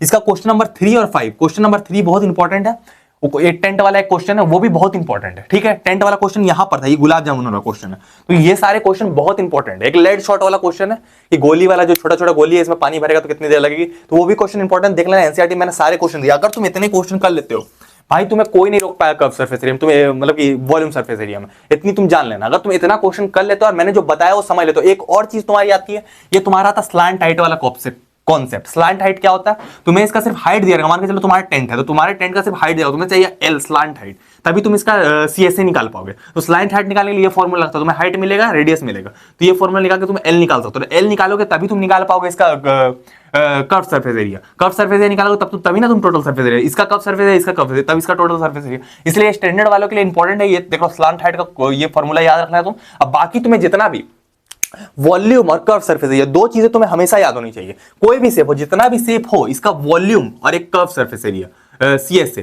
तुम्हें दोनों याद होना चाहिए। और टोटल सरफेस एरिया भी तुम्हें याद होना चाहिए, कभी काम आ सकता है, लेकिन जनरली वॉल्यूम या कर्व सरफेस एरिया तुम्हें पूछा जाएगा। ठीक है, मैं देखो यार मैं जो भी लिखा थोड़ा हलवा बन गया, मुझे समझ में आ रहा है, लेकिन मैं क्या कर सकता हूं, मेरा फोकस यही रहेगा कि तुम्हें बता दूं कि क्या आने वाला है पेपर में। हलवा मुझे नहीं दिख रहा, तुम्हें समझ में आ गया होगा, मुझे पता है कि क्या आने वाला है पेपर में। तो इतना अगर तुम कर लेते हो यार, कोई नहीं रोक पाएगा तुम्हें। वॉल्यूम सरफेस एरिया भाई तुम एकदम टॉपर ही कैटेगरी में आ जाओगे, टॉपर बाहर तुम अंदर। ठीक है यार, तो अगर तुम वॉल्यूम सरफेस एरिया में इतना कर लोगे तो तुम भाई अपने क्लास के टॉपर को फिर से पीछे छोड़ दोगे, और एकदम तुम मैथ्स में तुम्हारे 100 में 100 आराम से आ जाएंगे। उसमें कोई तुम्हें सोचना नहीं है, जितना मैंने क्वेश्चन बोला है बस तुम उतना सही से कर लेना भाई, तुम्हें कोई नहीं रोक पाएगा। एनसीईआरटी से ही करना, तुम्हें कंसेप्ट पकड़ना है, ये नहीं देखना है भाई एनसीईआरटी थोड़ी ना आती भाई, एनसीईआरटी ही बेस है, उसी से पेपर बनता है, भले लेवल ऊपर नीचे हो जाए। समझ में आया तुम्हें? तो तुम समझ के रखना कि एनसीईआरटी क्वेश्चन मोस्ट इंपोर्टेंट है, बोर्ड एग्जाम में छपते, स्टैंडर्ड में भी, और बेसिक में तो छपते ही छपते भाई, तो डायरेक्ट छपते हैं। तो इतनी बात तुम समझ लो। अब हम लोग चलते हैं अगले चैप्टर पर। हम लोग आते हैं चैप्टर नंबर 13 स्टैटिस्टिक्स पर, जो बहुत ही इंपॉर्टेंट चैप्टर है, पर ये इजी चैप्टर है, मैं तुमको पहले बताते रहूं। ये स्टैटिस्टिक्स जो हमारा चैप्टर नंबर 13 है, ये 7 मार्क्स का टोटल आता है तुम्हारे बोर्ड एग्जाम में और प्री बोर्ड में। इसमें एक 5 नंबर का क्वेश्चन आता है और 2 एमसीक्यू आते हैं, ये बात तुम्हें क्लियर। अब भैया तुम्हारा आएगा क्या पेपर में 5 नंबर का तुम्हारा आएगा मीन निकालने के लिए। फाइंड मीन, बहुत हाई चांसेस रहते हैं कि तुम्हारा मीन निकालने के लिए आए, ये अलग फॉर्मूला है, मैं बात करूंगा बाद में। पहले तो ये मीन निकालने के लिए तुम्हारा आ सकता है सबसे हाईएस्ट चांसेस, फिर तुम्हारा आ सकता है ये बेसिक वालों को ज्यादा आ सकता है मीन निकालने के लिए। स्टैंडर्ड वालों को तुम्हारा आएगा मिसिंग फ्रीक्वेंसी निकालने के लिए। मिसिंग फ्रीक्वेंसी जिसमें पी और क्यू फ्रीक्वेंसी टेबल से मिसिंग रहेगी, नंबर रहता है, नंबर मिसिंग रहेंगे। कैसे क्वेश्चन आएंगे भैया वो भी मैं बताऊंगा, अभी रुक जाओ, बताऊंगा। उसमें तुम्हारे मिसिंग फ्रीक्वेंसी में तुम्हें गिवन रहेगा मीडियन, खाली मीडियन दिया हुआ रहेगा, मीडियन की वैल्यू मान के चलो तुम्हारी 30 है। फाइंड मोड और मीन, जब तुम मीडियन निकालोगे तो मीडियन से तो ये दोनों मीडियन सेटिस्फाई करेगा इसको, तो पी और क्यू तुम्हें मिल जाएगा। उसके बाद तुम्हें बोलेगा या तुम मोड निकाल लो या मीन निकाल लो, दोनों में से फिर तुम निकाल लोगे। तो तुमको मोड से, तुमको मीडियन से कैसे दोनों को फाइंड करना है, या तो तुम्हारा एक फ्रीक्वेंसी गायब रहेगा जो एफ रहेगा, या तो 2 रहेंगे पी और क्यू। ठीक है, स्टैंडर्ड के जो स्टैंडर्ड वाला जो सैंपल पेपर उसमें पी और क्यू है, 2 फ्रीक्वेंसी गायब है। ठीक है, उसके बाद तुम्हारा आ सकता है फाइंड मोड और मीडियन अलग से आ सकता है, इसके चांसेस कम रहते हैं, फाइंड मीन के चांसेस ज्यादा रहेंगे। मीन को तुम 3 मेथड से फाइंड कर सकते हो, या तो एक डायरेक्ट मेथड होता है, एक अज्यूम मीन मेथड होता है, एक step deviation. Assume mean better रहता है, डायरेक्ट मेथड तुम्हें आएगा नहीं, बहुत ईजी पड़ जाता है, और स्टेप डेविएशन हार्ड पड़ जाता है। तो अज्यूम मीन बेटर रहता है मीन को निकालने के लिए, मैं तुमको बता रहा हूँ, ईजी मेथड रहता है, बेटर रहता है, स्टेप डेविएशन से बेटर रहता है। ठीक ना, तो इसलिए तुम ज्यादातर चांसेस रहेंगे तुम अज्यूम मीन ही यूज करना, मेरी ये तुम्हारी रिकमेंडेशन है। ठीक है, उसके बाद ये नहीं, तुम जहां तक जो तुम्हें लगे सबसे अप्रोप्रिएट है वो तुम करना। अज्यूम मीन बेटर रहता है, मैं इतना गलती करने के चांसेस कम रहते हैं उसमें। ठीक है, उसके बाद तुम्हारा आएगा find model class. Model class मतलब हाईएस्ट फ्रीक्वेंसी, उसका तुम्हें अपर लिमिट फाइंड करने आएगा, लोअर लिमिट फाइंड करना, दोनों में से एक चीज फाइंड करने आएगा। उसके बाद तुम्हारा थर्ड में आ सकता है तुम्हारा find median class. Median class तुम्हारा क्या होता है, n/2। n/2 क्या है, n हमारा होता है लास्ट नंबर, n होता है हमारा लास्ट नंबर। देखो यार अभी रात के 2 बज रहे हैं, मैं तुम्हारे लिए सुबह 11 बजे से वीडियो शूट कर रहा हूँ, मैं बस खाने के लिए गया हुआ था, और तुम लोग सब्सक्राइब नहीं करते यार। मैं इसलिए वीडियो इतनी रात में शूट कर रहा हूँ, मुझे कोई शौक नहीं शूट करने का, मैं इसलिए इतनी रात में वीडियो शूट कर रहा हूँ कि तुम्हें टाइम पर मिल जाए वीडियो प्री बोर्ड से पहले, और तुम जाके एग्जाम में टॉप कर सको। मैं तो दिन में भी कर सकता था, मैं सुबह भी वीडियो शूट कर सकता था, पर मैं वीडियो इसलिए रात में शूट कर रहा हूँ यार कि तुम्हें टाइम पर वीडियो मिल जाए। अब मैं तुम्हें सब्सक्राइब करने बोलता हूँ यार, तुम लोग सब्सक्राइब नहीं करते यार, तुम लोग सब्सक्राइब कर लिया करो यार, मोटिवेशन के लिए कम से कम, क्योंकि मुझे पता है यार बच्चे मुझे देख रहे हैं, बच्चे मुझे देखेंगे, बच्चों को इस वीडियो की जरूरत है, मुझे पता है, इसलिए मैं इतने रात में 2-2 बजे शूट कर रहा हूँ वीडियो को। तो मैं कल भी कर सकता था, कोई प्रॉब्लम नहीं थी मुझे, लेकिन तुम्हें टाइम पर वीडियो मिले, तुम एग्जाम में टॉप कर सको, इसलिए मैं इतनी रात में तुम्हारे लिए मेहनत कर रहा हूँ। और पूरी मतलब मुझे नींद भी मुझे नहीं आ रही, सिर्फ मैं चाह रहा हूँ कि तुम्हारे नंबर अच्छे आ जाए, बस मैं इतना ही चाहता हूँ और कुछ नहीं चाहता हूँ। ठीक है, तुम चैनल को सब्सक्राइब कर लो यार, कम से कम सब्सक्राइब करके रखो कि आगे मैं पेपर लिख कर तुम्हें मिल जाए। मेरी एक्सपेक्टेशन यही रहती है कि एक्सपेक्टेशन यही रहता है कि तुम्हें पेपर लीक वाला वीडियो मिल जाए, इसलिए मैं सब्सक्राइब करने बोलता हूँ। मुझे व्यूज बढ़ाने का कोई ज्यादा शौक नहीं है, लेकिन तुम्हें पेपर मिल जाए, तुम एग्जाम में अच्छा नंबर फोड़ लो, मैं वही ज्यादातर चाहता हूँ, बस और कुछ नहीं चाहता मैं, गारंटी वाली बात है। ठीक ना, तो हम आगे बढ़ते हैं। वो आगे अब हम लोग कहाँ पर थे, यहाँ पर थे हम लोग। उसके बाद हमारा एन लास्ट नंबर। अब बहुत बच्चे बोलते हैं भैया अब तुम्हारा क्या होगा, देखो यार जब तुम्हें फ्रीक्वेंसी निकालने आएगा तो जब तुम्हारा जो बेसिक वाला पेपर रहेगा उसमें डायरेक्ट फ्रीक्वेंसी रहेगा, लेकिन जब तुम्हारा स्टैंडर्ड वाला पेपर बनेगा, स्टैंडर्ड वाला पेपर रहेगा उसमें रहेगा बिलो बिलो बिलो 140 बिलो, तो तुम्हें निकालना पड़ेगा। ये डिसकंटिन्यूअस फ्रीक्वेंसी है। डिसकंटिन्यूअस फ्रीक्वेंसी तो जब जैसे तुम्हें रहेगा, जैसे तुम्हें बिलो मिले एवरेज मिले एवब मिले बिलो मिले मोर देन मिले और लेस देन मिले, ये चार में से कोई चीज तुम्हें मिल जाए तब तुम समझ जाना कि ये जो फ्रीक्वेंसी दी हुई है, ये जो तुम्हारा क्लास इंटरवल है ये डिसकंटिन्यूअस क्लास इंटरवल में जब भी फ्रीक्वेंसी तुम्हारी रहती है तो ये तुम्हारा सीएफ दिया हुआ रहता है, कम्युलेटिव फ्रीक्वेंसी नहीं दी हुई रहती। नॉर्मल वाली फ्रीक्वेंसी ये होती है, ये तुम्हारा कम्युलेटिव फ्रीक्वेंसी होता है। तो ये तुम समझ जाना, इसको तुमको अलग से तोड़ना पड़ेगा। मान के चलो बिलो 140, तो बिलो 140 तुम्हें 140 से घटाना पड़ेगा 5, जैसे तुम्हारा 140 से 145 बढ़ रहा है ना 5, तो इसको तुमको 135 लिखना पड़ेगा। इसके जगह तुम्हें ऐसा कोई लिखना पड़ेगा 135 से 140, फिर देखो 140 से 145, इस तरीके से तुमको लिखना पड़ेगा। इससे 5 घटा के यहाँ 140, ये 40, 140 इधर आ जाएगा। इसी तरह से तुम्हें सारा टेबल लिखना पड़ेगा। फिर तुम्हारे कम्युलेटिव फ्रीक्वेंसी को तुम्हें फ्रीक्वेंसी में ले जाना पड़ेगा। अब एक यहाँ पर एक ट्रिक आती है, पहले तुम्हें नॉर्मल फ्रीक्वेंसी, अब तुम्हें जब मॉडल क्लास निकालने दिया जाएगा तब तुम्हें क्या चाहिए, हाईएस्ट फ्रीक्वेंसी चाहिए। हाईएस्ट फ्रीक्वेंसी तुम कहां से लाओगे, तुम्हें अब जो मॉडल क्लास तुम्हें दिया जाएगा कम से कम तुम्हें उसके साथ तुम्हें कभी कभी कम्युलेटिव फ्रीक्वेंसी दे दी जाती है, या तुम्हें क्या फ्रीक्वेंसी दी जाएगी, तुम्हें कम्युलेटिव फ्रीक्वेंसी निकालना है। तब तुम कैसे करोगे मैं तुमको बता रहा हूं। मान के चलो तुम्हें फ्रीक्वेंसी दी, तुम्हें सीएफ निकालना, सबसे बच्चों को ज्यादा हार्ड लगता है तुम्हें सीएफ निकालना, मतलब कि तुम्हें सीएफ निकालना तो फ्रीक्वेंसी है ये तुम्हें सीएफ निकालना है, कम्युलेटिव फ्रीक्वेंसी 12 है, यहाँ 12 का 12 तुम लिख दो पहले, ठीक है। उसके बाद तुम ऐसे आओ, ये ट्रिक मैं तुम्हें बता रहा हूँ, ट्रिक बता रहा हूँ क्योंकि मैंने बहुत आगे तक मैथमेटिक्स पढ़ी है, 12th तक पढ़ी है, तो मुझे बहुत सारे ट्रिक्स पता है इसको निकालने के लिए, कम्युलेटिव फ्रीक्वेंसी को निकालने के लिए। तुम्हें 12 है तो 12 से तुम 12 डायरेक्ट लिख दो। उसके बाद तुम्हें ऐसे तिरछा हो, इसको प्लस कर दो ऐसे करके, जब तुम तिरछा होगे तो प्लस कर देना, प्लस करोगे इसको 10 और 12 को प्लस करके कितना होगा 22। फिर तुम ऐसे आओगे, फिर तुम इन दोनों को प्लस कर देना, इसको और इसको प्लस करना, फिर कितना हो जाएगा तुम्हारा 37। फिर तुम ऐसे करके आओगे, फिर तुम प्लस कर देना 37 और 8 कितना हो गया तुम्हारा 37 और 8 तुम्हारा हो गया 45, और फिर तुम इन दोनों को प्लस कर देना, फिर तुम्हारा हो जाएगा 56। इस तरीके से तुम्हारा ये हो गया सीएफ, कम्युलेटिव फ्रीक्वेंसी। अब कम्युलेटिव फ्रीक्वेंसी जब तुम्हें दी हुई रहती है, मान के चलो तुम्हें यहीं पर मॉडल क्लास बोला, तुम्हें कम्युलेटिव फ्रीक्वेंसी दे दी गई, अब तुमको फ्रीक्वेंसी निकालनी है, तुम कैसे निकालोगे यार फ्रीक्वेंसी, फिर तो तुम्हें फिर फ्रीक्वेंसी में कन्वर्ट करना, तुमको फिर क्या करना है, इसको इससे घटा देना। पहले तुम 12 का 12 डायरेक्ट लिखोगे, फिर तुम इसको इससे घटाओगे, कितना बचेगा तुम्हारे पास 10, फिर तुम इसको इससे घटाओ कितना बचेगा 15, फिर तुम इसको इससे घटाओ कितना बचेगा 8, फिर तुम इसको इससे घटाओ कितना बचेगा 11। तो तुम क्या फ्रीक्वेंसी, तुम कम्युलेटिव फ्रीक्वेंसी निकाल रहे हो, कम्युलेटिव फ्रीक्वेंसी फिर फ्रीक्वेंसी निकाल ले रहे हो। तो इतनी चीजें मैंने तुमको बता दी, ट्रिक था तुम्हारा। इस तरीके से तुम्हें इसको प्लस करना है, इसको ऐसे डायरेक्ट लिखना, फिर इसको प्लस कर देना ऐसे करके, फिर इसमें लिख देना, फिर इसको प्लस कर, इस तरीके से तुम सीएफ निकाल लोगे, बहुत इजीली निकाल लोगे। ये बढ़िया वाली ट्रिक है, काम करती है, ठीक है। इतनी चीजें तुमने कर ली। उसके बाद तुम्हारा इंपॉर्टेंट रहेगा एग्जांपल। अब देखो यार, जब तुम कम्युलेटिव फ्रीक्वेंसी निकालते हो, तुम्हें कभी कभार आया था मॉडल क्लास, अब मॉडल क्लास में तुम्हें हाईएस्ट फ्रीक्वेंसी चाहिए होगी। हाईएस्ट फ्रीक्वेंसी क्या तुम्हें लोअर लिमिट पूछेगा या अपर लिमिट पूछेगा, दो चीज में एक चीज पूछेगा तुम्हारा मॉडल क्लास में, ठीक है।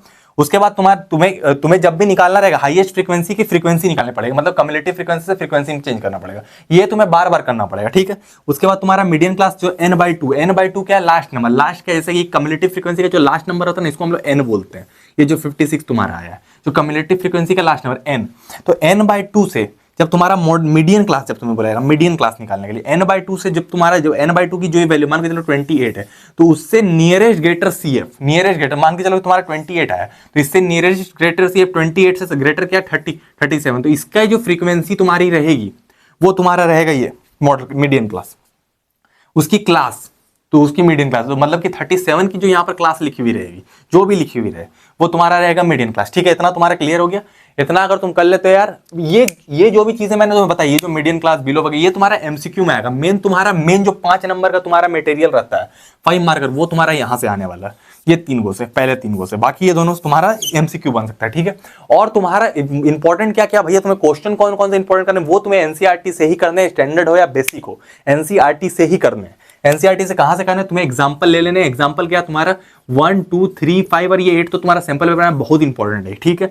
उसके बाद तुम्हारी एक्सरसाइज में बहुत सारे क्वेश्चन है, जो इंपॉर्टेंट है वही दिया मैंने। 13.1 में सिर्फ तुम्हें एक क्वेश्चन करना है, जो मिसिंग फ्रीक्वेंसी वाला क्वेश्चन है, क्वेश्चन नंबर 3 सिर्फ करना है। 13.2 में सिर्फ क्वेश्चन नंबर 2 करना है, और 13.3 में सिर्फ क्वेश्चन नंबर 2 करना है। तुम्हें कितना क्वेश्चन दिया हमने, 1, 2, 3, 4 और यहाँ 4, 8, तो 8 क्वेश्चन दिए भाई, 7 नंबर है, कोई बड़ी डील नहीं है। 8 क्वेश्चन 7 नंबर, बस तुम्हें तरीका समझना। मैंने पूरा कोशिश किया कि तुम्हें एक्सप्लेन कर दो अच्छी तरीके से, क्योंकि ये इजी चैप्टर है, नंबर इससे आते हैं। तो ये दो चीजें तुम्हारी आएगी, एक n/2 आने वाला है तुम्हारा मिसिंग, और एक तुम्हारा मॉडल क्लास निकालने आने वाला है, ठीक है। कैसे फ्रीक्वेंसी को कम्युलेटिव फ्रीक्वेंसी में कन्वर्ट करना मैंने वो बता दिया। और ओगिव वाला जो पहले आता था, ओगिव वाला जो जिनका पुरानी बुक है, वो नहीं आने वाला। इतनी बात क्लियर। अगर तुम इतना चीजें कर लेते हो यार, स्टैटिस्टिक्स में महारत हासिल हो जाएगी तुम्हें कोई नहीं रोक पाएगा। ठीक है, मीन निकालना तुम सही से सीख लेना, बस मीन निकालना तुम्हें आना चाहिए। और मिसिंग फ्रीक्वेंसी स्टैंडर्ड वाले सुन लो। ठीक है, इतना अगर तुम कर लोगे यार, ये 8 क्वेश्चन तुम कर लोगे भाई, स्टैटिस्टिक्स में तुम्हारा बेड़ा पार कोई नहीं रोक पाएगा तुम्हें 7 में 7 नंबर लाने से, इस बात की गारंटी है। ठीक है यार, हम लोग चलते हैं अगले चैप्टर पर। हम लोग आते हैं अपने लास्ट चैप्टर नंबर 14 प्रोबेबिलिटी पर। देख लो यार, अगर तुम्हारा स्टैंडर्ड हो या बेसिक हो, तुमने कुछ भी नहीं पढ़ा, ये सिंगल वीडियो तुम्हें मैथमेटिक्स में 100 दिलवाने के लिए इनफ है, इस बात की गारंटी है। और हम लोग आते हैं प्रोबेबिलिटी पे। ठीक है, तुम्हारा चैप्टर नंबर 14 है प्रोबेबिलिटी, जो कि तुम्हारा आता है 4 नंबर का, 4 मार्क्स का आएगा, एक 3 मार्कर आएगा जिसमें, और एक एमसीक्यू आएगा। ठीक है, इतनी बातें क्लियर। एमसीक्यू तुम्हारा कहां से आएगा पहले मैं वो क्लियर कर दूंगा। पहले तुमको मैं बता रहा हूं इंपॉर्टेंट चीज, जहां से क्वेश्चन छपेगा ही छपेगा तुम्हारा, यहीं से तुम्हारा क्वेश्चन आएगा। पहले मैं वो बता दूं कहां से क्वेश्चन आएगा। तुम्हारे कुछ कंडीशन है, वहीं से तुम्हारे पेपर आने वाला है। पहला तुम्हारा बैग कंटेन बॉल्स, कोई बैग रहेगी जिसमें बॉल रहेगा तुम्हारा रेड, ग्रीन, ब्लैक और व्हाइट, एक व्हाइट बॉल भी मिलती है तुम्हें, तो 3 या 4 बॉल रहेंगे, तुम्हें बताया जाएगा इसको प्रोबेबिलिटी को निकाली जाती है। अब तुम्हें क्वेश्चन आएगा, अगर तुम्हें बेसिक रहेगा तो तुम्हारा बॉल दे दिया जाएगा, तुम्हें बोला जाएगा कि क्वेश्चन इतने बॉल्स है, रेड बॉल की निकलने की क्या प्रोबेबिलिटी। अगर तुम्हारा व्हाइट रहेगा तो बोला जाएगा कि जब व्हाइट बॉल कितने होंगे, जबकि निकलने रेड बॉल की निकलने की प्रोबेबिलिटी इतनी है, तो तुम्हारे व्हाइट बॉल 6 देंगे, बोलेंगे कितने व्हाइट बॉल मिसिंग होंगे, तब तुम्हारी प्रोबेबिलिटी तुम्हें एक्स मान के चलना पड़ेगा। ये क्वेश्चन इंपॉर्टेंट है सीबीएसई के सैंपल पेपर में, इसलिए मैं तुमको बता रहा हूं। ठीक है, सेकंड तुम्हारा आएगा प्लेइंग कार्ड्स। ये हर बार बोर्ड में आता है भाई, इंपॉर्टेंट क्वेश्चन है प्लेइंग कार्ड्स। प्लेइंग कार्ड्स में क्या है तुम्हारा, क्या आने वाला है प्लेइंग कार्ड्स के अंदर से भैया? प्लेइंग कार्ड्स के अंदर से तुम्हारा आने वाला किंग, क्वीन, जैक, एस। ठीक है, टोटल 52 प्लेइंग कार्ड रहेंगे। इसमें तुम्हारा किंग, क्वीन, बहुत बच्चे बोलते हैं कि भैया फेस कार्ड आया था, फेस कार्ड से बहुत फेस कार्ड तुम्हारा क्या होता है, किंग, क्वीन, जैक, तीनों को मिला के 12 फेस कार्ड होते हैं, 4 into 3। ठीक है, तो फेस कार्ड बोलते हैं किंग, क्वीन और जैक को जब मिला के बनाते हैं तो बोलते हैं इसको फेस कार्ड बोलते हैं। टोटल 12 फेस कार्ड होते हैं। क्लियर कर दे, क्योंकि कभी बोर्ड में आता बच्चों को पता ही नहीं था फेस कार्ड क्या होता है, तो ये इंपॉर्टेंट चीज है कि तीनों में फेस रहता है। उसके बाद तुम्हारा देखो हार्ट से क्वेश्चन आएगा कि हार्ट रहता है डायमंड, क्लब और स्पेड, ये तुम्हें निकालने आ सकता है। ये 13 रहते हैं सब, ये भी 13, ये भी 13, ये भी 13 और ये भी 13। ठीक है, रेड ब्लैक, ये रेड वाले, ये ब्लैक वाले। ठीक है, इतने इसी के अंदर से तुम्हारा पेपर, इसके चांसेस बहुत ज्यादा रहते हैं, बहुत ज्यादा रहते हैं कि तुम्हारे प्रोबेबिलिटी में तुम्हारा प्लेइंग कार्ड्स ही आए। प्लेइंग कार्ड्स में क्या होगा, बेसिक रहेगा तुम्हारा 52 कार्ड्स रहेंगे।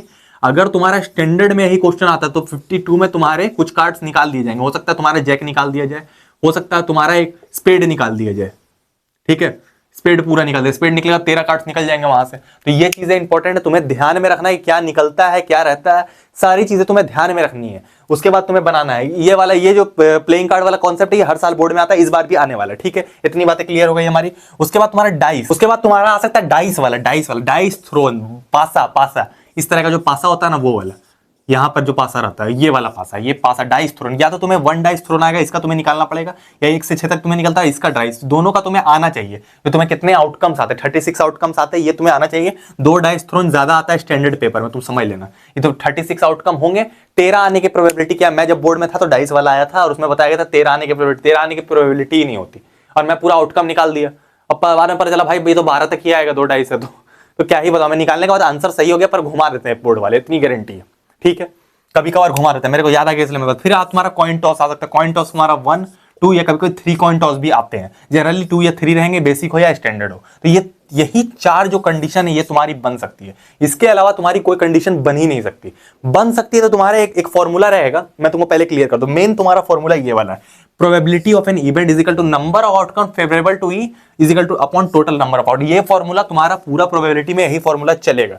ये फॉर्मूला सबसे इंपॉर्टेंट है, इसी पर क्वेश्चन बनेंगे। तुम्हें फॉर्मूला ध्यान से देख लो, ये फॉर्मूला तुम ध्यान से देख लो, इसी पर क्वेश्चन बनेंगे। ठीक है, प्राइमरी ये क्वेश्चन आएंगे कैसे भैया वो भी मैं बताऊंगा, पहले रुक जाओ।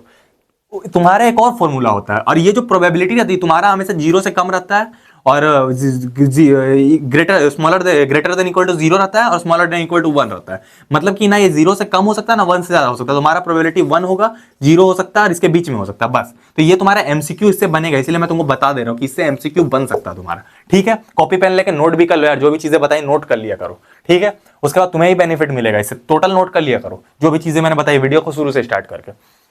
ठीक है, तुम एकदम टॉपर की कैटेगरी में आ जाओगे अगर तुम्हें पता रहेगी ये चीजें। ऐसे तुम रखोगे याद, दिमाग भूल जाता है, तुम कॉपी में नोट कर लोगे तुम्हें याद रहेगा, इसलिए मैं तुमको बता रहा हूँ। बहुत इंपॉर्टेंट चीजें यही पेपर में आने वाला है। उसके बाद तुम्हारा ये फॉर्मूला देखो सीबीएसई जल्दी देती नहीं है, ये पी नॉट ई वाला फॉर्मूला। पी नॉट ई मतलब कि प्रोबेबिलिटी नहीं होने की इवेंट क्या है। मान के चलो कि पीई है प्रोबेबिलिटी किसी चीज की, आज बारिश होगी, तो आज बारिश नहीं होगी, इसकी प्रोबेबिलिटी क्या है तुमसे पूछ लिया तो तुम बताओ कि बारिश होने की प्रोबेबिलिटी हमें पता है पी, तो पी नॉट बारिश नहीं होने की प्रोबेबिलिटी क्या होगी, तो 1 माइनस पी। तो ये फॉर्मूला काम आता है, इंपॉर्टेंट फॉर्मूला तुम्हारी बुक में दिया हुआ है। इससे क्वेश्चन हमेशा नहीं बनते, पर बन जाएंगे तो तुम्हें ये फॉर्मूला पता होना चाहिए। मेन क्वेश्चन तुम्हारे इस फॉर्मूला से बनेंगे, और तुम्हारा प्लेइंग कार्ड्स, व्हाइट बॉल्स और ये डाइस और कॉइन टॉस, ये चारों में से एक से बनेंगे। यह बात क्लियर। अब यहाँ बॉल का जगह हो सकता है कि मार्बल हो, मार्बल भी हो सकता है बॉल की जगह, तो ये भी तुमको देख के रखना। इतनी चीजें अगर तुम कर लेते हो भाई प्रायोरिटी में, और तुम्हें कुछ करने की जरूरत है, पर तुम्हें एनसीईआरटी के कुछ इंपॉर्टेंट क्वेश्चन वो तुम्हें लगाने पड़ेंगे। मेन इंपॉर्टेंट क्वेश्चन देखो, मैंने बता दिया कि कहां से पेपर आ सकता है। क्वेश्चन तुम्हें एनसीईआरटी के ही लगाने पड़ेंगे, उससे रिलेटेड क्वेश्चन आएगा। क्वेश्चन तुम्हें कौन कौन से लगाने, सबसे पहले इंपॉर्टेंट प्रोबेबिलिटी में एग्जाम्पल्स है। एग्जाम्पल देख लो, एग्जाम्पल नंबर 3, 4, 5, 6, 7, 8, 9, 13, इतने एग्जाम्पल इंपॉर्टेंट है। ये बोर्ड में आने वाले एग्जाम जो सर्कल किया उसको कर लेना भाई, ये पेपर में आने ही वाला है, समझ लो तुम, ठीक है। उसके बाद तुम्हारा कुछ एक्सरसाइज है, एक ही एक्सरसाइज है तुम्हारा 14 पॉइंट, उसमें क्वेश्चन नंबर 1 सर्कल क्या इंपॉर्टेंट है, फिर 12 बाकी करना तुम्हें सभी है, बाकी जो सर्कल किया वो इंपॉर्टेंट बोर्ड में आने वाला है, और यहाँ तक 24 तक मैंने कुछ 10-12 क्वेश्चन दिया। अगर इतना तुम कर लेते हो यार, प्रोबेबिलिटी में तुम महारत हासिल कर लोगे। और ये वीडियो अगर तुमने पूरी देख ली है भाई, तुम अपने क्लास के टॉपर को पीछे छोड़ने वाले, एकदम तुम टॉपर की कैटेगरी में आने वाले, टॉपर को पार करने वाले हो। अगर तुमने ये वीडियो पूरी देख ली है, सही से चीजों को सुन लिया, कॉन्ग्रेचुलेशन तुम्हें कि तुम एकदम टॉपर की कैटेगरी में आने वाले हो, तुम एकदम मैथ में टॉप करने वाले हो, फोड़ने वाले हो, एकदम इस बात की गारंटी है, क्योंकि पूरा पेपर मैंने लिख कर दिया, जो भी आने वाला पेपर में वो तुम्हें पता है, बोर्ड एग्जाम तक, ठीक है यार। तो अगर ये वीडियो तुम्हें पसंद आई है तो वीडियो को लाइक कर दो यार, चैनल को सब्सक्राइब कर लो, क्योंकि मैं ऐसे ही पेपर लीक करते रहता हूँ, तुम्हें टॉपर बनाते ही रहता हूँ, तो इस बात की गारंटी है। ये वीडियो अगर तुमने देख लिया भाई, 95% से नीचे तो तुम्हारे आ ही नहीं सकते, प्री बोर्ड हो या बोर्ड एग्जाम हो, इस बात की गारंटी तुम उखाड़ के फेंक दोगे प्री बोर्ड एग्जाम को, ठीक है यार। तो चैनल को सब्सक्राइब कर लो अगर तुम चैनल पर नए आया तो, अभी तक नहीं किया है तो। और तुम्हें साइंस पेपर लीक चाहिए तो मैंने यहाँ पर डाल दिया है, मैं नेक्स्ट वीक जब पेपर लीक करूंगा तो यहाँ डाल दूंगा, तुम यहाँ पर क्लिक करके देख सकते हो साइंस पेपर लीक। इसमें साइंस का पेपर पूरी तरह से लीक है, तुम यहाँ पर क्लिक करके देख सकते हो, पूरी तरह साइंस पेपर लीक है इसमें, ठीक है। मिलते हैं हम लोग किसी और वीडियो में, टाटा।